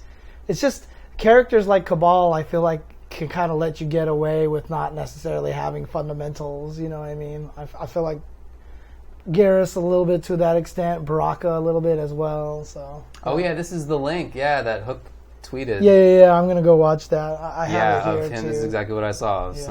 He beat some dude. Should I just play it on the stream? Yeah, go for it. Okay. It's here. Also, just out of curiosity, if anybody in the chat is an audio expert, because I know our stream, like when I listen to the headphones, it sounds great. Okay. But I've been told, like on when we upload the audio and everything, like there's like buzzes in the background. There's like very like soft ones, but especially if you listen to other podcasts, it's very noticeable. I've tried to add de-humming to it on Premiere and stuff like that. If there's anybody out there who's really good at audio who can like talk to me about ways that I might be able to improve the quality of the audio, or has used Premiere and is really good at using the de-hummer and stuff like that. Please send me a DM on Twitter if you see this on anything. So I use XSplit to stream. So, well, to be fair, I think the guy who noticed it is also blind. I believe he was. So he's going to be very sensitive with the hearing and stuff. So, okay. Let's throw this on the stream. Well, what the hell is that? My neighbor doing something. So here we go. What is this? What is happening here? Oh yeah, this is going to be not safe for work. Oh, is it not safe for work? Okay. All right. Guys, this is going to be not safe for work. You have 5, 4, 3, 2, 1. Fuck you, you're gay ass fuck, bro. What? Fuck you and your motherfucking mom. Fucking that. Sorry. Keep sucking, motherfucker. Fuck you, bitch. Fuck you, bro. すいませんでした。 Did he say すみません? すいませんでした。 I'm sorry to have inconvenienced you. Oh, that's hilarious. Oh, I didn't notice that when I was watching. Oh, dude, that's so funny. I feel so bad. Like he's just like, oh, this is what America must be like, you know? I mean, it is. Oh my God, it's tough out here. Jesus, I can't believe he said "sumimasen." So, oh God, that's amazing, dude. Yeah. Well, that's Mortal Kombat. I actually haven't had that experience on. In the beta, obviously I did, but I haven't in the full game. I've had like two of them. Yeah. Well, I had one guy who was just talking mad smack. But this was before I was good at the game, so he actually won, which made me sad. But definitely sad, yes. But I've had other people like, you can kind of hear them talk a little bit. So. Yeah, Goichi was apologizing. Yeah, he was saying sorry. Yeah, sumimasen basically means I'm sorry I have inconvenienced you. It is like the number one phrase you need to learn if you ever visit Japan, basically, because it's applied in everything, right? So everyone knows arigato, which means thank you, right? But if someone holds a door open for you, you don't actually say arigato. You say sumimasen. You don't say thank you. You say, I'm sorry I have inconvenienced you. You know, that's how it works. If you bump into someone, it's sumimasen. If it's everything is like sumimasen. Like you use that for everything. So there you go. Yeah, your opponent can talk to you. Can you turn that off yet? The way that you turn that off is you create a private party and you're the only one in it. Because if you create a private party, then you're just supposed to talk to each other and it blocks everything else out. I haven't done it because to me it's kind of hilarious sometimes, but like that is the technique that you do that. But the game itself doesn't give you that. No, because you have to game the system basically. Because they don't have any control over it. It's all built into the PlayStation OS. I don't think they have the. But that doesn't exist on Street Fighter. I just don't think anybody uses the mic in Street Fighter. Yeah, I don't think. I played Street Fighter. I played PS4 BB Tag a lot, and I never faced that. I've thought I've heard microphone. Maybe I've just been lucky. I mean, I don't know. There is no voice chat in Street Fighter 5. Yeah. Oh, okay. So I guess you can just turn it off. But if it's on, if there is the option, is it just on then? There's no. I think if you allow voice chat, it's built into the PlayStation OS. You're using the APIs to access the PlayStation OS, so you don't have to create your own voice chat system that you have the control over. You know what I mean? I think that's how it is. So. Oh, you can mute people in MVCI? Okay, there you go. Then I guess there is a way to control it. Because that's the only reason why I would figure the option doesn't exist, is that you don't have the API control for it. But I guess you do. Okay, Apex and PS4 lets you do it. Okay, so they could have done it. Gotcha. All right. They could have did it, so. I guess maybe they like the salt or something. I don't know, yeah. I was playing Tyler from NRS on PS4, and he was like disappointed that I didn't have my mic hooked up, because whenever he plays with his mic. Oh, really? And like that's like what he wants. He like wants to talk it out while we're playing. Okay, you know? okay. But I just have like a custom stick that doesn't have an audio jack. Right. Yeah. So he like called me, and we were like on the phone while we were playing. He's like, "Get into the Discord chat." We actually tried Discord chat. Oh, really? I don't know. Whatever, the connection wasn't very good, so we just got on a phone call instead. So that way he could be like, "Oh, the reason that I'm losing is not because you're better than me, but because I have release check on." See what Crispy says? He needs to hear that you cooked Tyler with Baraka. To make you need to hear. Oh, yeah, I did. Dude, you know what would be the best? Tell Tyler I want to play him, and then I'll come in and play Baraka and do the same thing. He'll be like, "What the hell is going on, dude?" I'm sure he'd be happy to play. He's been playing with a lot of people. I've seen him on other people's streams show up. He played against Gur for a while. For example. Cool. Okay. By the way, he's gotten a lot better. This is the first time I've ever played against him. I used to watch him play on the little combat cast that they've had in MKX, and he was very. I never knew how good he was. He didn't seem good at all. Okay. But now he's definitely doing real stuff. Like That's he's awesome. definitely. That's It's very stuff. cool to see. Good stuff. Yeah. Very cool. Okay. I mean, if Tyler wants to play me on stream, I'd be down to do it. So. Sure. I'll let him know. I can tell him about my fatality idea. So. Really want to do that. Yeah. So, yeah. I don't think he has any control over fatalities. Yeah, just probably so you know, not. So. No, not to do the fatality. The KO screen thing. Oh, yeah. The KO he has screen no thing. control Yeah, over it, I know. But maybe he'll have the right people to talk to about he it. He may know that at least. Right. But so he tweeted about the fact that he and I played on Twitter. Oh, dang. He tweeted about it. And he added me in that tweet. He was like, "Hey, I just had a fun set against David, at Ultra David." And now I'm on a chain with Tyler on Twitter. Of course, yeah. And we've been getting all of them. Yeah. Please buff Katana. Garrus is too good. Well, I'm not Aaron Black asking for buffs or nerfs, okay? I'm not going to do that to him. It's wild. Although I think I did do that a little bit when he was on your stream when I was talking about Baraka, because I thought Baraka was kind of stupid. Well, you're right. Yeah. Yeah, where's Melina? Please pet me, I'm a cat. Whatever, stuff like that. So, it's not all it's cracked up to be. Nope, I heard a little meow. Chirp. All right. Melina, she's dead. She's dead. She is digested by bugs. It's like that awesome. Sorry, everybody. That awesome clip of, God, what's his name? The guy who plays Black Panther. The guy who played. I don't know the actor's name. Oh shoot! Why can't I remember the name? I always know his name, but I don't really know actors. Chad Boseman. Shoot. What? I don't know. There was that interview clip that he had, and like they were trying to interview him. Chadwick Boseman. Yeah, okay, I was close. Okay, but like they were trying to ask him. They were trying to get him to reveal stuff about Avengers: Infinity War. Danger. And she was like, "So what can you tell us?" He's like, "I'm dead." And she's like, "No, but can't you just?"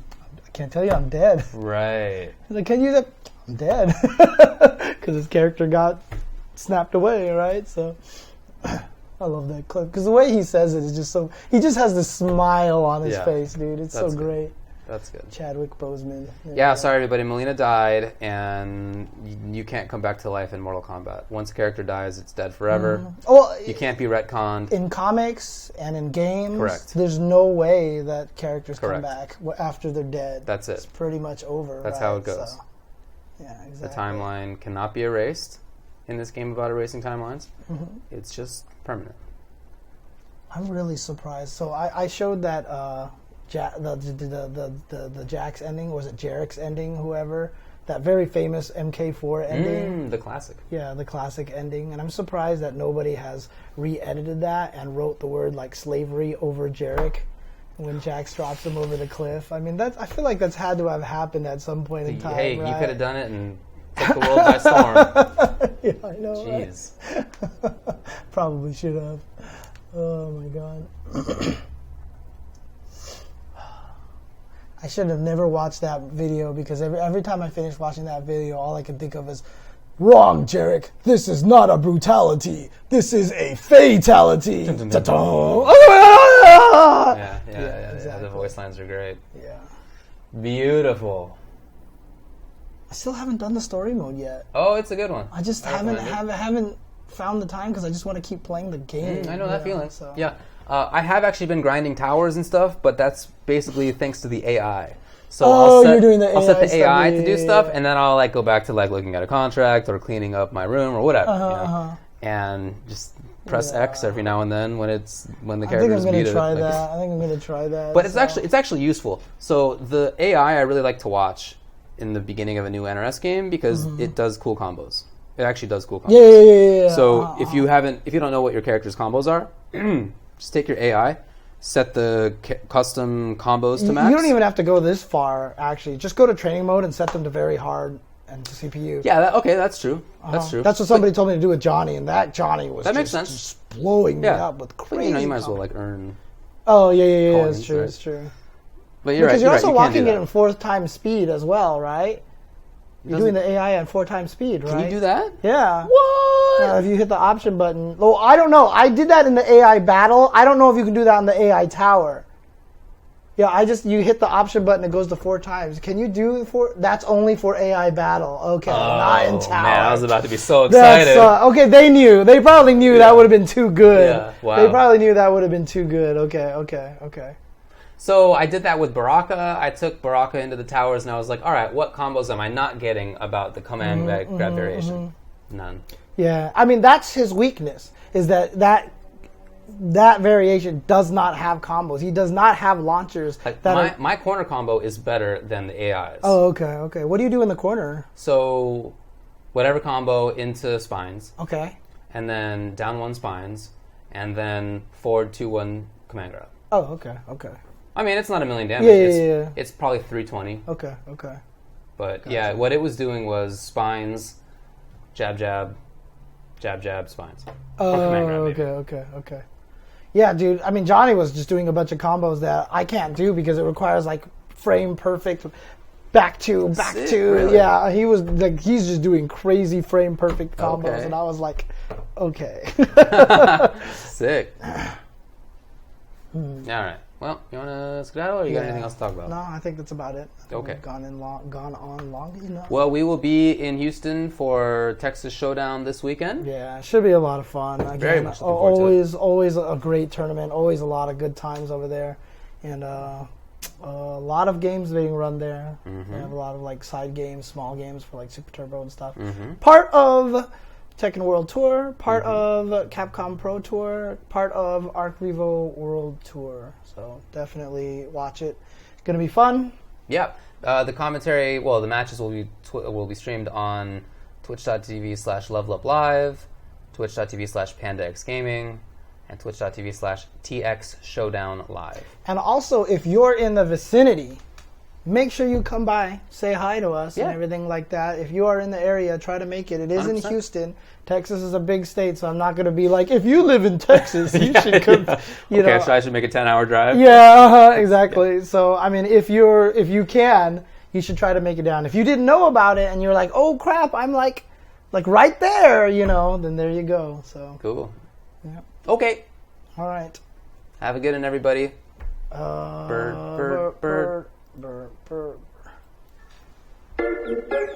What? The Stanley Cup Finals are this weekend?